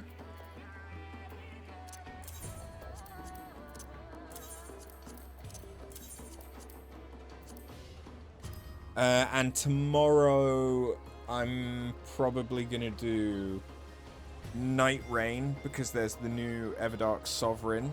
It is the Frost Dragon Kaligo. So I'm probably going to do that, and then depending on how quickly we beat him, then jump back into some more blueprints, because I kind of don't want to leave it too long before I play more of that, because currently the only thing I have going for me in blueprints is that I know stuff. And as soon as I forget stuff, I'm fucked. So... yeah. So that's the plan for tomorrow. And then potentially more blueprints on Sunday. Like, blueprints is kind of the main game at the moment. Deliberately to take a bit of a break from Final Fantasy. Just so I don't get burnt out. That's all. But once Blueprints is done, I will probably focus Final Fantasy a bit more again, to try and get caught up. And then once we're caught up, it'll go on the back burner whilst I do something else. Like, I'm feeling the Souls-like itch, but I'm also really... I keep forgetting that Death Stranding 2 is a thing now, and that I have it.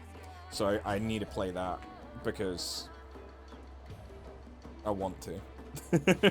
Like, it's a game that I legitimately want to play, so that'll be good. Might not be great to watch, but it will be fun for me.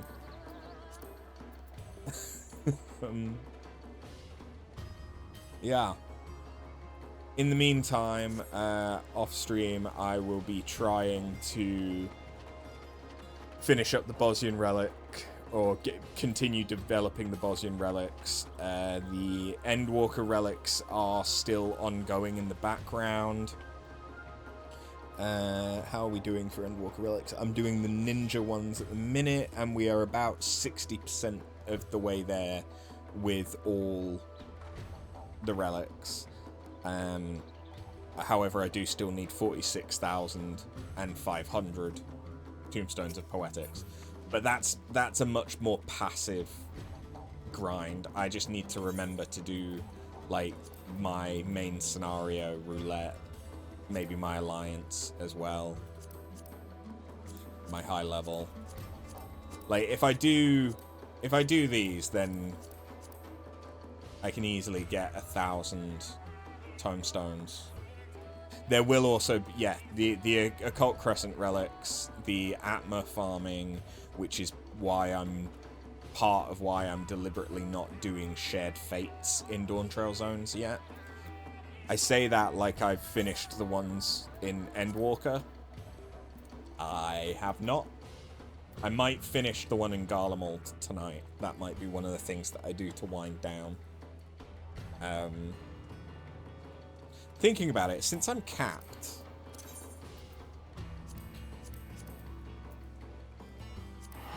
is there anything that I haven't bought from the central one in the Crystarium?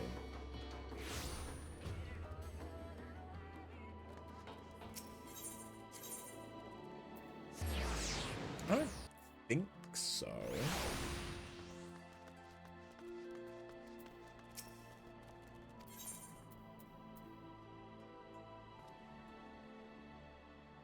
Yeah, unless you want any of these things for the house.